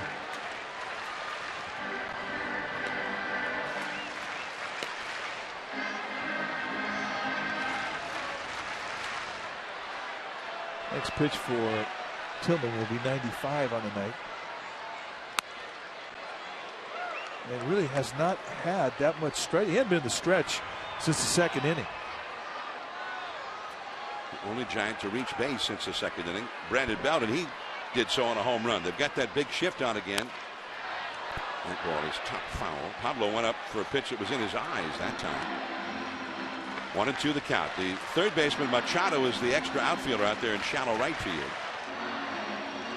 And the shortstop J.J. Hardy is at shortstop. The second baseman Roberts is at second, but the third baseman is the guy who shifts.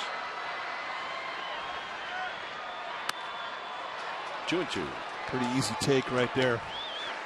With a guy like Sandoval, though, when you get ahead in the count 0-2, 1-2, you don't mind missing way off the strike zone, because once he gets in the swing mode, I mean, sometimes he'll chase that pitch.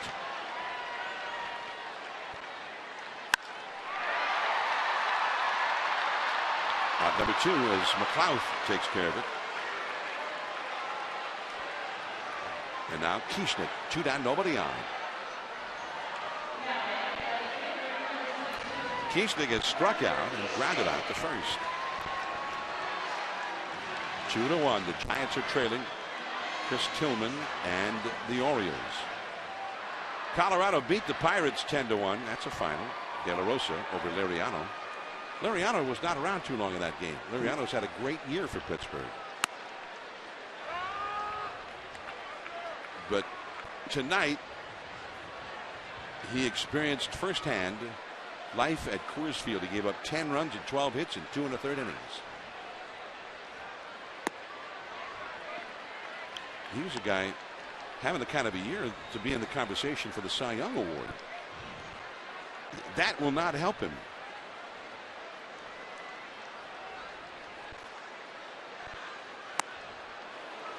And you see Kieschnick scolding himself for chasing that one. I wish we could absolutely hear what some of these conversations guys have with themselves are. They're hysterical. And they're hard on themselves. Strike 3 called. Tillman was 7 strong in the books. He's only allowed 3 hits. The big hitters are coming up.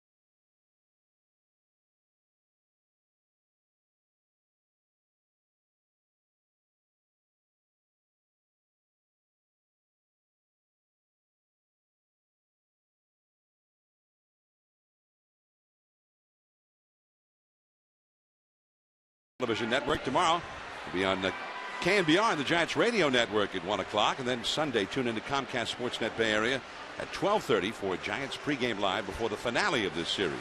And we'll be back with you on NBC Bay Area and the Giants television network Monday night, August 19th, in 10 days. That'll be a week from this Monday, 7 o'clock. The Giants and the Red Sox, game 1 of their interleague series right here at AT&T Park.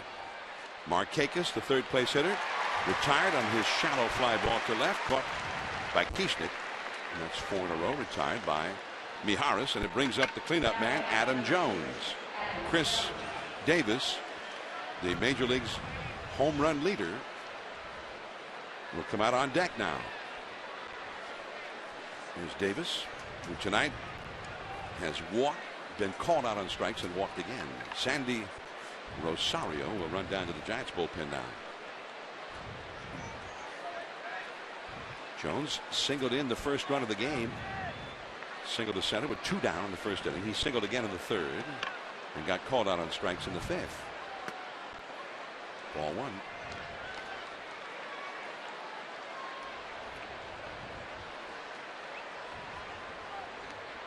The Mets have tied up the D-backs. 2-run rally in the 8th inning. Down in the desert, it's 4-4 there. Last of the 8th. 2-0 the count to Adam Jones. And the D-backs have frequently had some real problems out of their bullpen in the late innings of games.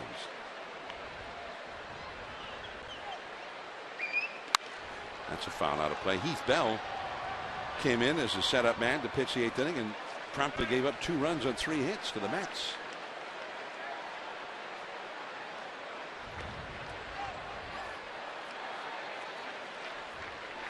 So 4-4 there. The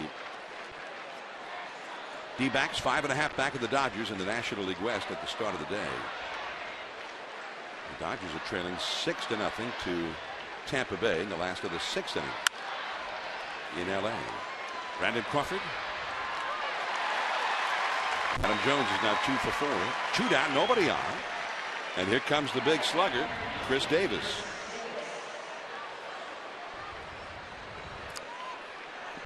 "41 homers, and you're sitting on August 9th. Including tonight, the Orioles have 48 games left this year. So he's got a real shot at getting to 60, but they seem to get harder the closer you get to 60. The harder they come. And he was having a hard time hitting one. A lot of people thought it was that curse of being in the home run derby before the All-Star game that got to him. And he went a long while after the All-Star break before he hit one. That is foul out of play. 0-2. I know Brandon Belt has taken a look at some video of Chris Davis. Because Davis was talking about some of the changes that he's made. And some of those changes are very similar to the changes that Brandon Belt has been trying to affect. 0-2. Ooh, that was a close one. And an appeal, no swing, is the ruling by Kitcher, but it looked like it was caught by Posey right around the inside corner. Yeah, I think that's what Mijares was saying. How about the location? Forget the swing. A ball and 2 strikes. 2-2. 93-mile-an-hour fastball away. Rosario up in the bullpen with the switch hitter Wieters on deck. 2-1. We're in the 8th inning here. 41,434 sellout crowd at AT&T Park.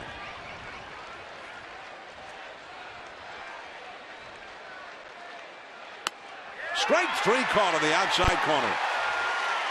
The second time that Davis has been called out on strikes tonight.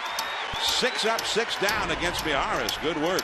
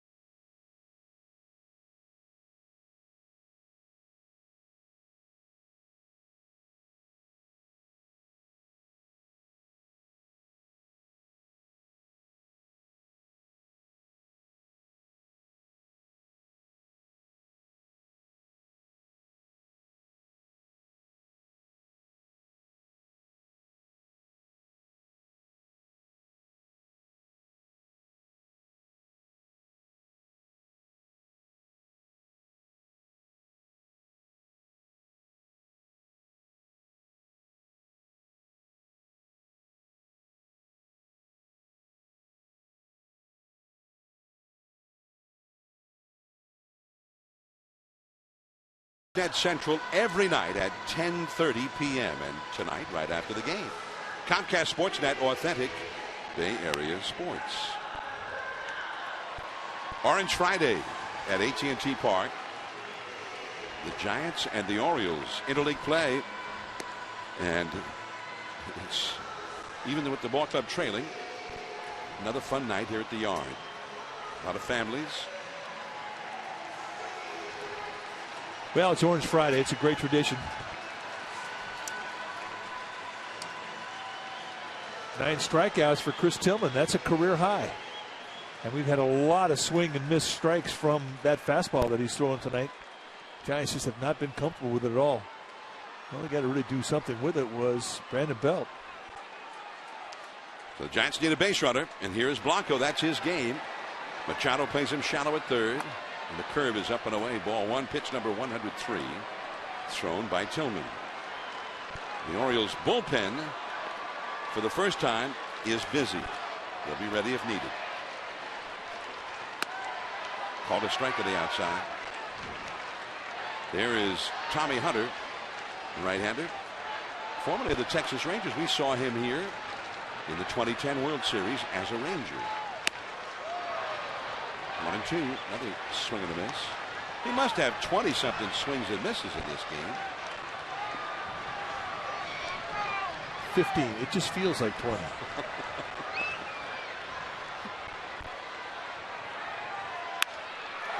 Down the left field line, base hit. McLeod cuts it off. He was playing him in that direction. And after the big turn at first, Blanco will hold on with a single. Yeah, a leadoff single, and the significance of that is that's the first time since the second inning that they've had a leadoff hitter get on base. Andres Torres is going to come up. There's Hunter heating up in the bullpen. And Andres Torres to pinch hit for Mijares. Catcher Matt Wieters went out in front of the plate, giving some signals. The Orioles expecting that a bunt could be forthcoming here. And what kind of bunt defense that Buck Showalter wants to employ. Machado very shallow at third. Blanco back to the bag.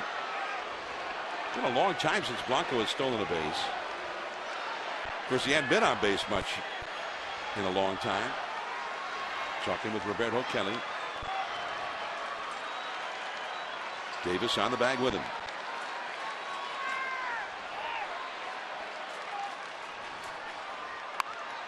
Machado. He's going to go to second in time.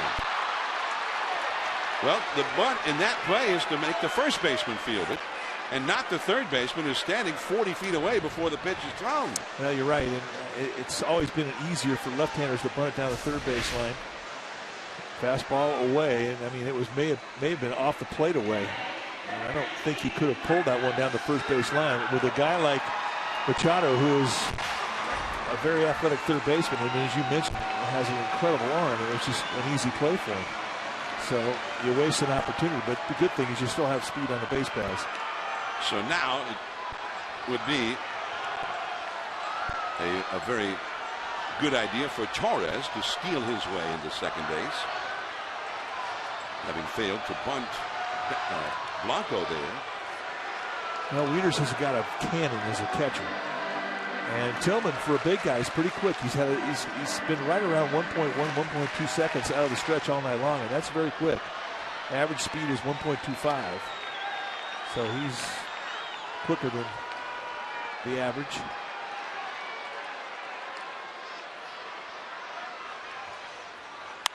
Scudero into center field. Adam Jones, plenty of room. Scudero's 0 for 4 tonight. And Torres back to first. So 2 down, and here is Brandon Crawford.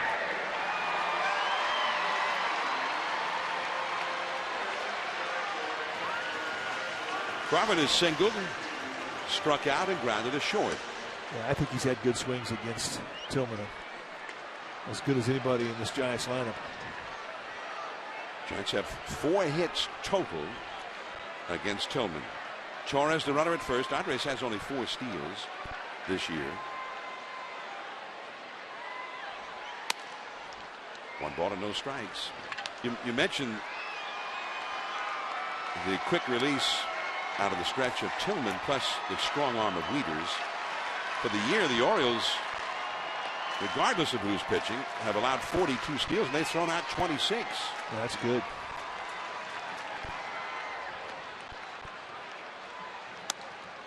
If you're over 25% and throwing runners out, that's fantastic. And they're well over it.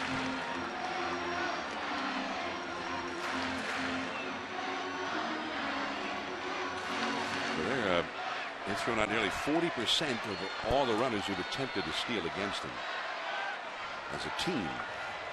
2-0 the count to Crawford. Belt on deck. Ooh, changed up. He hasn't thrown that pitch a lot. Hasn't really had to because the fastball has been so effective for him, but that's a good changeup.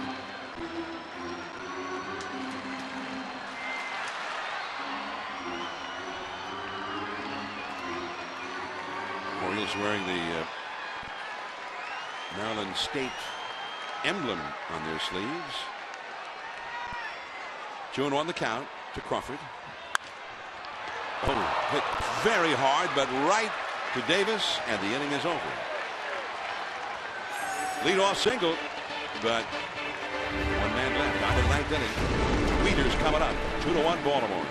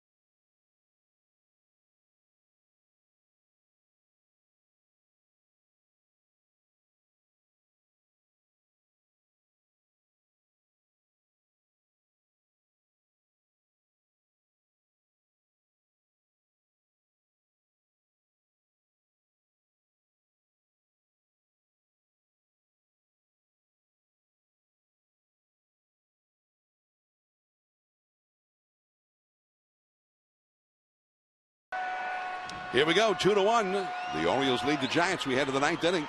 New pitcher for the Giants. Sandy Rosario comes in. The Giants today, by the way, sent Gene Mancini. They optioned him back to AAA Fresno to make room on the 25-man active big league roster for Ryan Vogelsong. Right back to Rosario. Changed up there on big Matt Wieters and got the comeback. 1 away. Mijares just pitched 2 perfect innings out of the Giants bullpen in relief of Vogelsong, who went the first 6. As J.J. Hardy comes up. Hardy's home run now leading off the 2nd inning, hitting a hanging curveball for a home run. That is the difference in the game at the moment. Indeed, and it really is one of the few mistakes that Vogelsong made all night long. 1-1. Vogelsong gave up a run in each of the first 2 innings and never allowed a run after that. Never allowed a hit after the 3rd inning. The longer he pitched, the better he got. Pence back a little bit. 2 down. Hardy is now 1 for 3 with a walk, and Brian Roberts will come up. The Orioles' big closer, Jim Johnson, is getting ready in the Baltimore bullpen. There he is, 6 feet 6 inches tall, under the watchful eye of Bill Castro, longtime major league relief pitcher. I remember Bill Castro a long time was with the Milwaukee Brewers when they were an American League team. Here is Brian Roberts, 0 for 3. Takes a strike. He struck out twice against Vogelsong and hit a fly ball to center. 2-1. The Giants are trailing. The Giants in their half of the ninth inning will give it their best shot against Johnson. Belt, Posey, Pence. The first three due up. A ball and a strike. Rosario has really taken advantage of this great opportunity. He's a long-time minor leaguer, always with a great arm, never having put it together at the big league level. But with injuries and whatnot with this Giants ball club, he's had some chances, and he's become a very reliable reliever for the Giants. Oh, he's absolutely in the mix for the future, no question. 3 pitches that are impressive. They're swinging miss pitches, a fastball, low 90s, hard slider, and a changeup. Those are 3 different speeds, and he has command of all of them. Out of play, 2-2. Plus, when he keeps that ball down around the knees, he can get you a ground ball, so you could bring him into an existing inning. And he has the stuff to either pitch for the ground ball or the strikeout, given the situation. And he's a strike thrower, which is essential if you want to be a big league reliever. You've got to know how to get in that strike zone with quality pitches. Out of play. 2-2.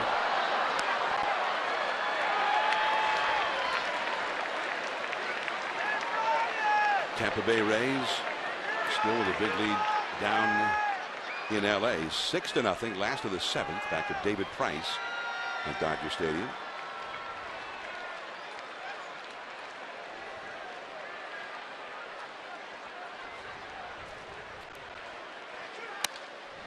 Fastball at 95. Up and away. 3-2 now. The Orioles have sent Ryan Flaherty out into the on-deck circle now.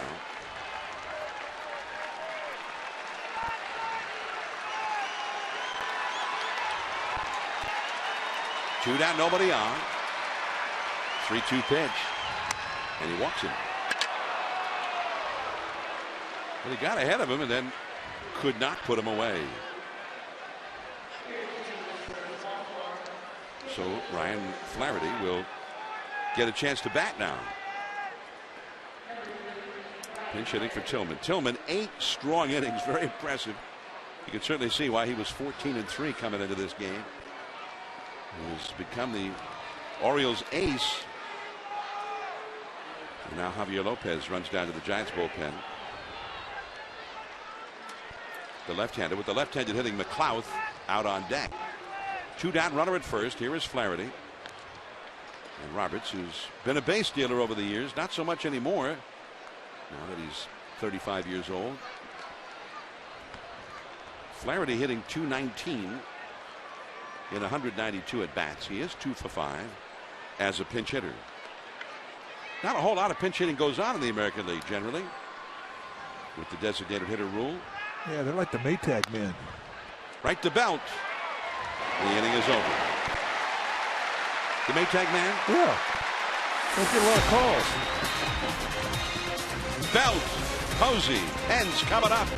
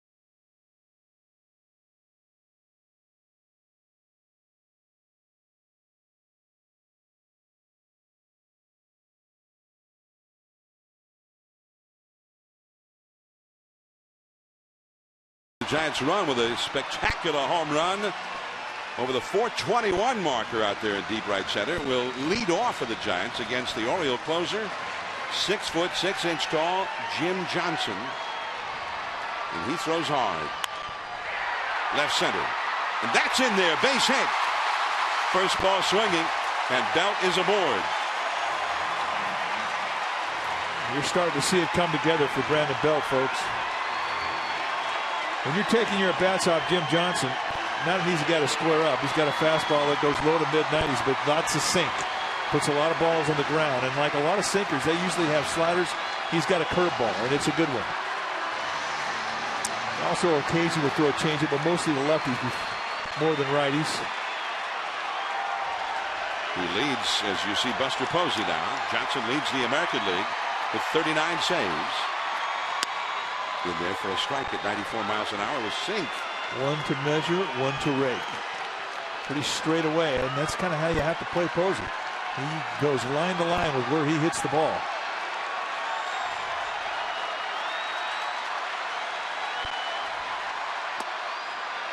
A ball and a strike. There's a swing in this Giants team that's built to beat right-handed sinkers. You're looking at the guy. Inside out approach.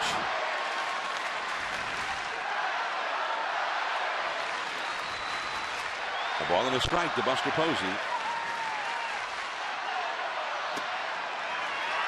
2-1. It's the one you have to lay off. The one that starts out down around the knees. The time you get after it, you're probably going to hit the ball on the ground. You need to get that ball up. Be patient.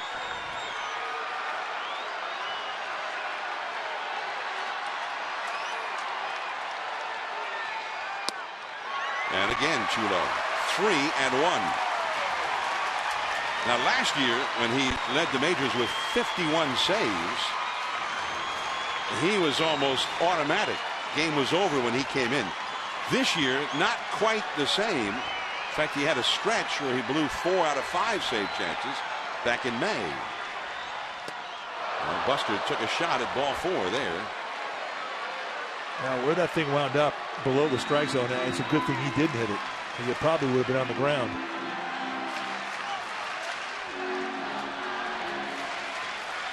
You could see the frustration on Buster's face after that last swing. 3-2. Belt is running, and it's a walk. So he started him with a first pitch strike and never threw another strike. And now the Giants have 2 men on.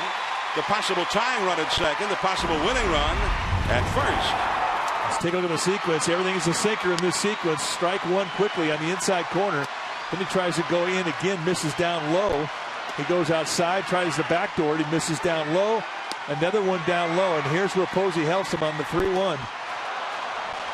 And then on a 3-2 down low again, an easy take. So, question now, runners at first and second. You have a sinker ball out there. Do you bunt Pence? He hits a lot of balls on the ground. Pence has singled to center, popped up to second, and popped up to second again. He's 1 for 3. Nobody out. Up the middle. Base hit center field. Belt coming around. Here's the throw in. Cut off. It's tied up. Pence hit the ground ball and right through the middle. Belt scores easily. And now the Giants are a base hit away from a comeback win. And the ground ball could have been more perfect. It absolutely split the middle infielders, and it wasn't hit hard enough to where Adam Jones really could have a realistic shot at throwing out Brandon Belt. Right back over the right shoulder of Jim Johnson, who could not come back across his body and make the play. No chance for Jones. Tim Flannery saying, get on.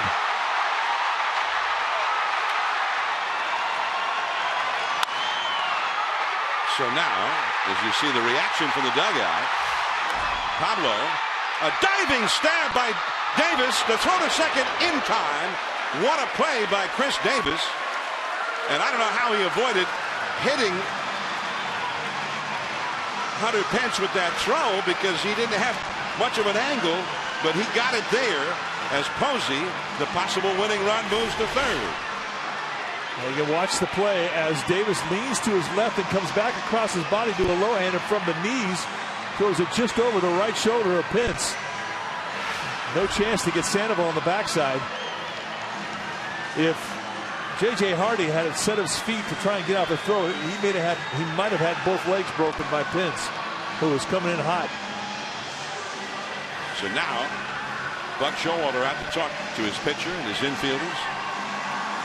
There is a base open. You've got the rookie, the left-handed batting Kieschnick up. Some managers would go ahead and load the bases to set up a four-sided home plate. But I think if Buck wants to do that, he wants to find out how his pitcher feels about pitching in a bases-loaded spot. Yeah, I'm sure with his consistency to throw ground balls, they're going to set the middle infielders a double play depth. But remember this, Roger Kieschnick runs well. Not an easy guy to double up. And he also will look for a pitch to pull through that open hole on the right side. And Davis is on the bag, opening that hole, holding against Sandoval. Got good arms in center and right. Those are very good arms. Average speed at third base with Posey. And the left fielder is not very shallow. He changed up on him, and it's 0-1. Kieschnick was struck out swinging, grounded out to first, and struck out looking. He's got to be thinking, does anybody throw fastballs in this league? He's been getting a steady diet of off-speed stuff ever since he strapped on a big league uni. 2-2, last of the ninth. 1 out. The ball and a strike now. Everybody's standing here at AT&T Park. Belt started the inning with a single. Posey walked. Pence singled home the tying run. Now Sandoval almost had himself a base hit, but a great play by Chris Davis, getting a force play. Posey the possible winning run at third. And he takes that sinker. 2-1. How do you hit a sinker ball? You look up. It's the one he wants you to swing at. 95-mile-an-hour sink. It's not an easy pitch to lay off. And he needs to perhaps consider that there is an open base. Johnson does not have to bring the ball up. And he doesn't. A changeup in the dirt, and he swung at it. Chance for Roger Kieschnick to be a hero right here. Gregor Blanco is the man on deck.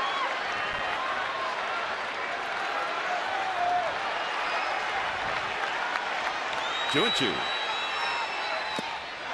And another changeup. This time he took it. That was not an easy take. And I think this is exactly how they talked about pitching Kieschnick. 6 pitches out of the strike zone down and see if the kid's going to chase. It's kind of a semi-intentional walk, but let's see if that hitter's going to help you out. And he's helped him out twice. And I would expect this pitch is going to go in the same spot. And he can do it, right? He's got an empty base to work with. Does not have to throw a strike. Part of what Bochy has loved about Kieschnick is his composure. They want to change up. There is the pitch. He got it, and he swung at it. Out number 2. And that's just inexperience. Sometimes when you're a young hitter, you really don't know what they're doing to you until it's over and your hitting coach talks about it the next day. And that's exactly what Buck Showalter wanted. And Jim Johnson gets the strikeout they were looking for. So that leaves it to Blanco.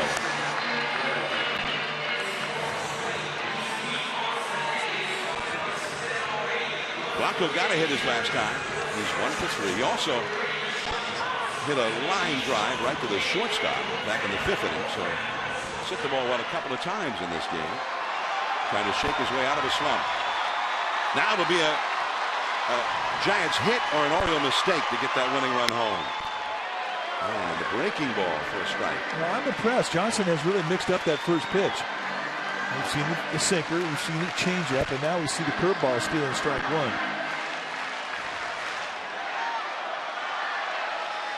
Trying to get Buster Posey home with the winning run from third. There goes Pablo. As ball 1 misses. Outside. Changeup. Orioles didn't care about Pablo. So he takes the extra big. Now there's no force out at second base.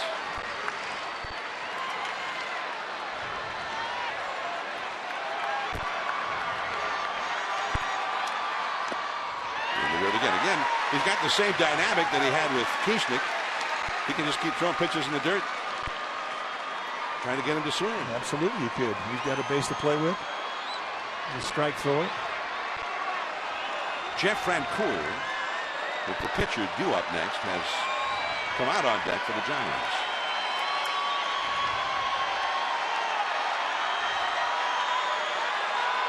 Two to two, last of the ninth. Runners at second and third, 2 down. 2 balls and a strike to Blanco. Ooh. Started off the inside at 95 miles an hour with some serious movement back over the plate. 95-mile-an-hour front door sink the first time you see it coming in from that side of the plate. That'll lock you up. I don't know if anybody's going to hit that the first time they see it. That was just a spectacular pitch at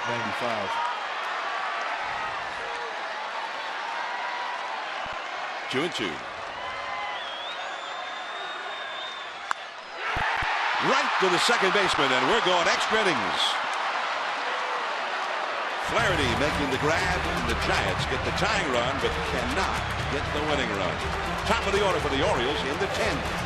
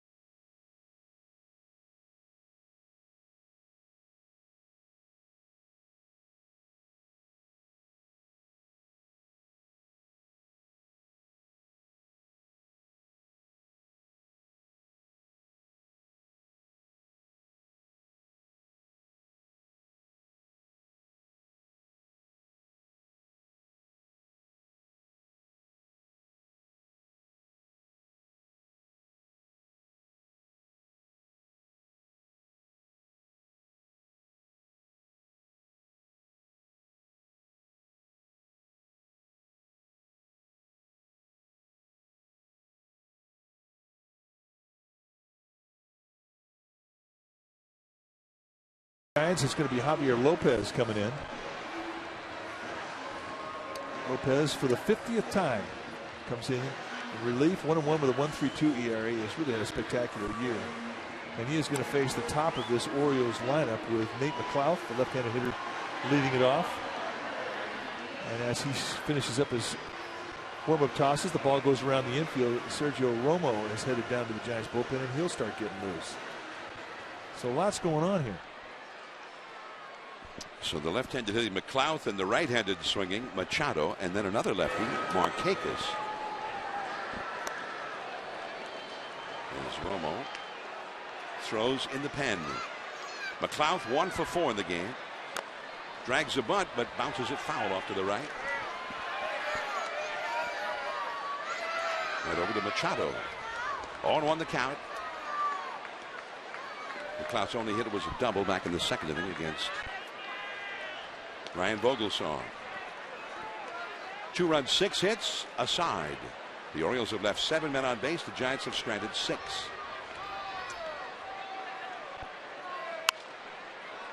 And this place got real loud there in that 9th inning. That was fun.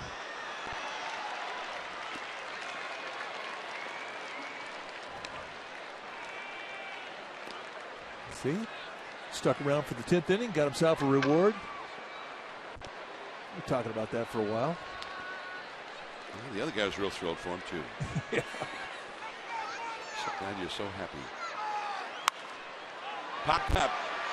And Crawford. Out number 1. The Orioles have activity in their bullpen. As Jim Johnson not able to save this one. And Tommy Hunter, the big right-hander, who had gotten up back in the 8th inning, is up again here in the 10th. So Manny Machado, the 21-year-old prodigy, who has doubled and scored a run, lined out to second, grounded to short and grounded to second, comes up. He's 1 for 4 in the game.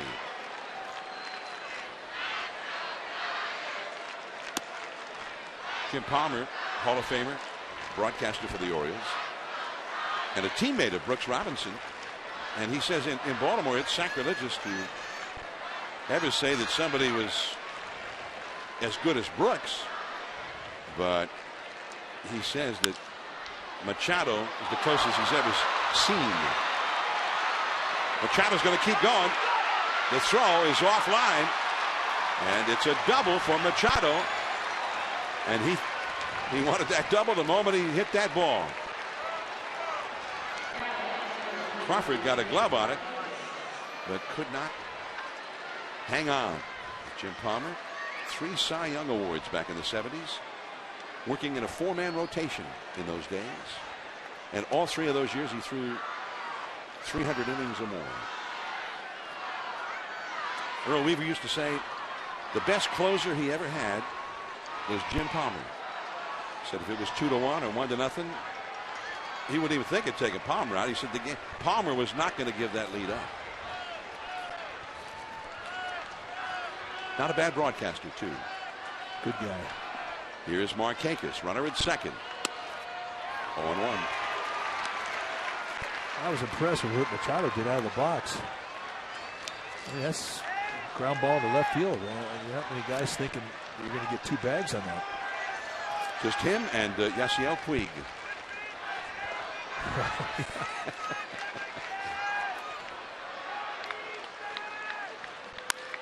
Right back to Lopez. He freezes Machado and throws out Markakis.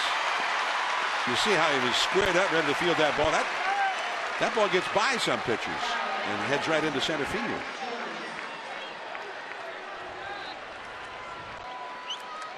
So here's Adam Jones. And first base is empty. And a left-handed hitter is on deck. Oh, they're going to walk him. Not a guy you want to mess with. That one you've got a left-hander on deck.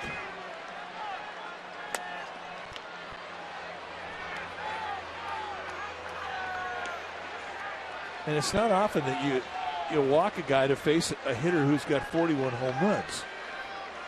I mean, that doesn't happen every day. Usually you're walking him to get to somebody else. But with Javier Lopez, that's a little different.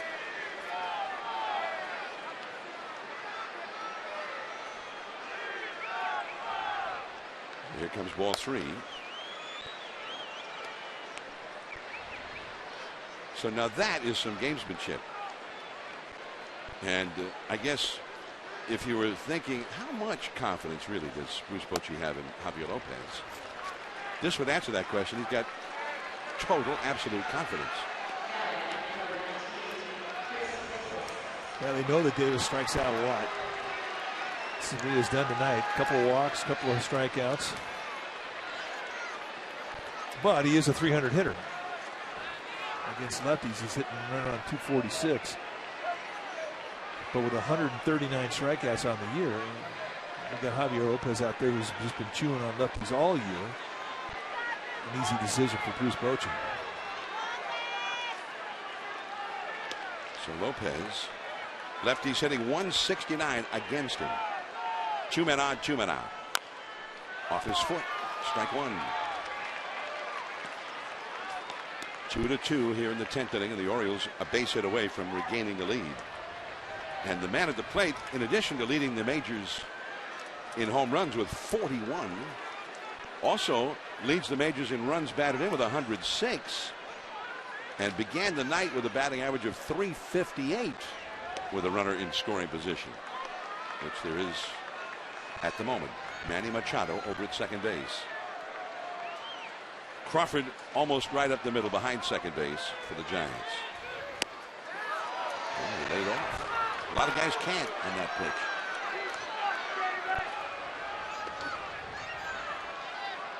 One ball, 1 strike to Chris Davis. in a breakout season. Machado at second, and Adam Jones, also a fast runner at first. Brett Pill in the corner of the Giants dugout. The Giants pitcher scheduled to lead off in the last of the 10th inning. Pill's got it back. Back to the screen. 1-2. Well, that was the pitch that he went into the strike zone with. Now he's got 2 shots to go wide, and hopes that Davis will chase. And with Javier Lopez, I mean, it's not just a matter of throwing one wide. I mean, he can go down to a very low submarine release that really accentuates that flat break on his slider. A big sweeper.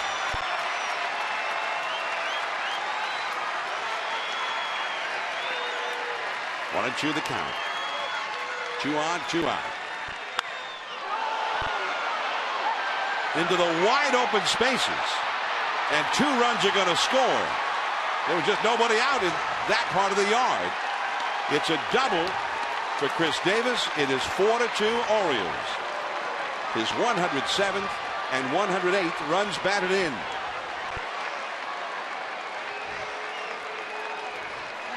Now, there was some extreme defense put on prior to the pitch. They really exaggerated as to how they were going to set it up.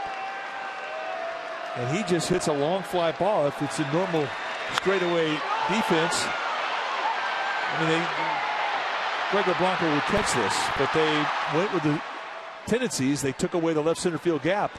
And I believe when that ball was hit, Javier Lopez was thinking it was going to get caught. Not to be.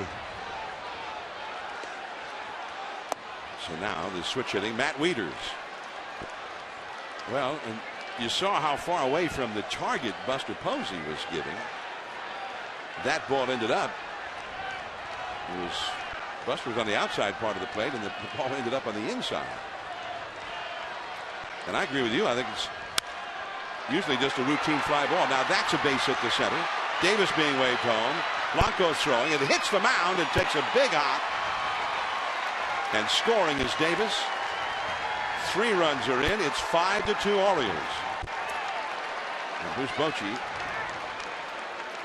is going to make the change. It would have been interesting to see what would have happened if the ball had not hit the mound. It really slowed it up. Casilla will come in. 5-2 Orioles. We'll be back.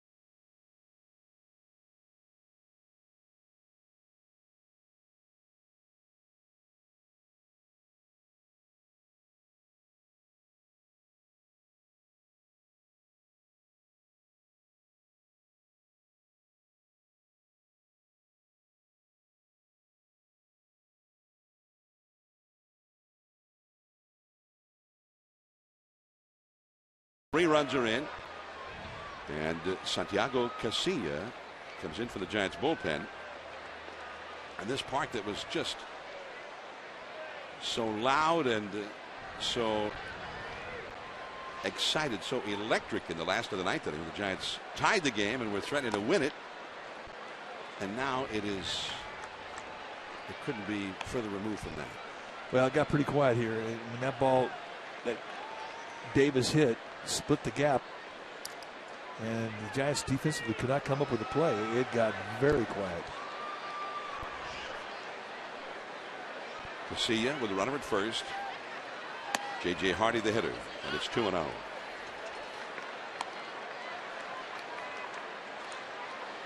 And I think that part of it is the shock of seeing Lopez give it up to a left-handed hitter.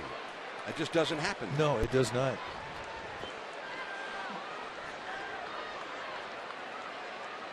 So now Casilla trying to get the Giants back in the dugout, get this final out. It's been hard to find. That was a foul ball that would go out of play. Hardy hit a home run back in the second inning, and he is 1 for 3 with a walk overall. Really a different stance than the last time we saw J.J. Hardy. Really starts his hands low, and he keeps them low. He doesn't have much of a load. He throws from a very low point with him a very flat swing, and he has been death on pitches that have been belt high.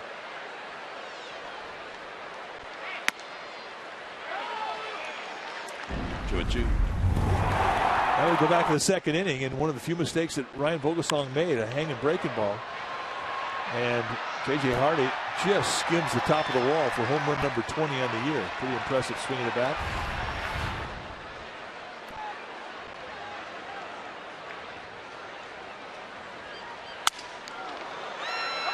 In the shallow right field, Scudero throws him out. Nice play by Marco. But the damage has been done. 5-2 Orioles. Last chance for the Giants.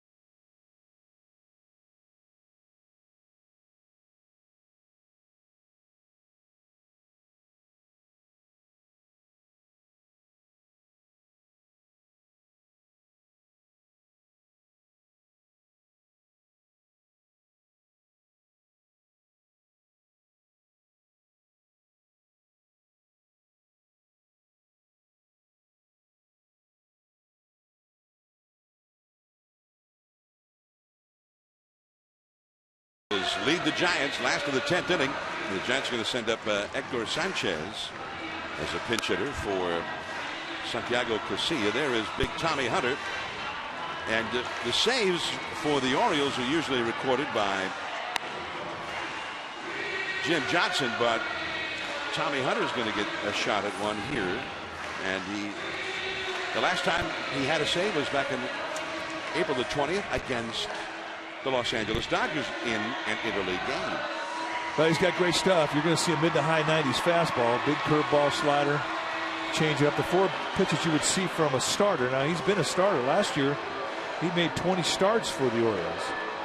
And he is kind of elevated from a swingman in the bullpen, and he's moved up the ladder to a setup guy. And here he is with an opportunity for a save.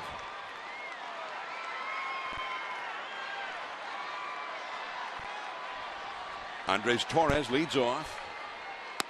I beg your pardon. This is Andres Torres led off or came in as a pinch hitter in the 8th inning. And Sanchez is the pinch hitter here. I'm just looking at I still have Torres' name in my scorebook here.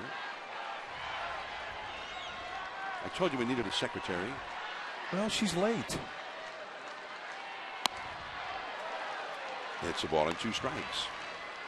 Sanchez, who had a very difficult year just trying to get healthy, came to spring training with a sore throwing shoulder, which he hurt in winter ball. And that really has affected him. Kept him out of the big leagues for much of the year. Throwing the ball well now, and this is just a high lazy fly to center for one away. Adam Jones.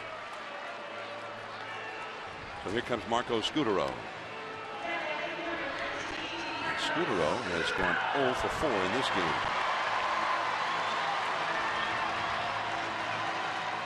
Giants saw Tommy Hunter in the 2010 World Series. He was with the Texas Rangers. He was a starting pitcher that year. 1 ball and no strikes. And he came in for a little bit of long relief here in San Francisco. And worked 4 innings, gave up 2 runs and 5 hits.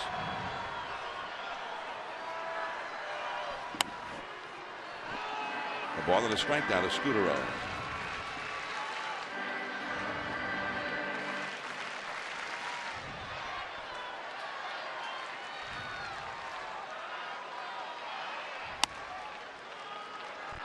Well, Scutaro is not going to help him out and go out of the strike zone.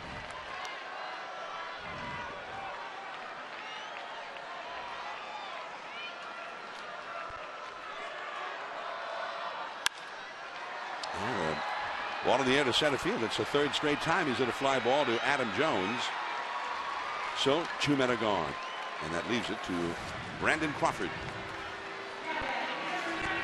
Ryan Vogelsong made his return after a 3 months absence from the Giants rotation. He went 6 innings, 2 runs, 6 hits allowed. And he seemed to get better as the game went along. Well, he really did. Well, you have to understand, he's probably amped up. It's like opening day again. Almost 3 months since he's been out there. But he really did well tonight, I thought.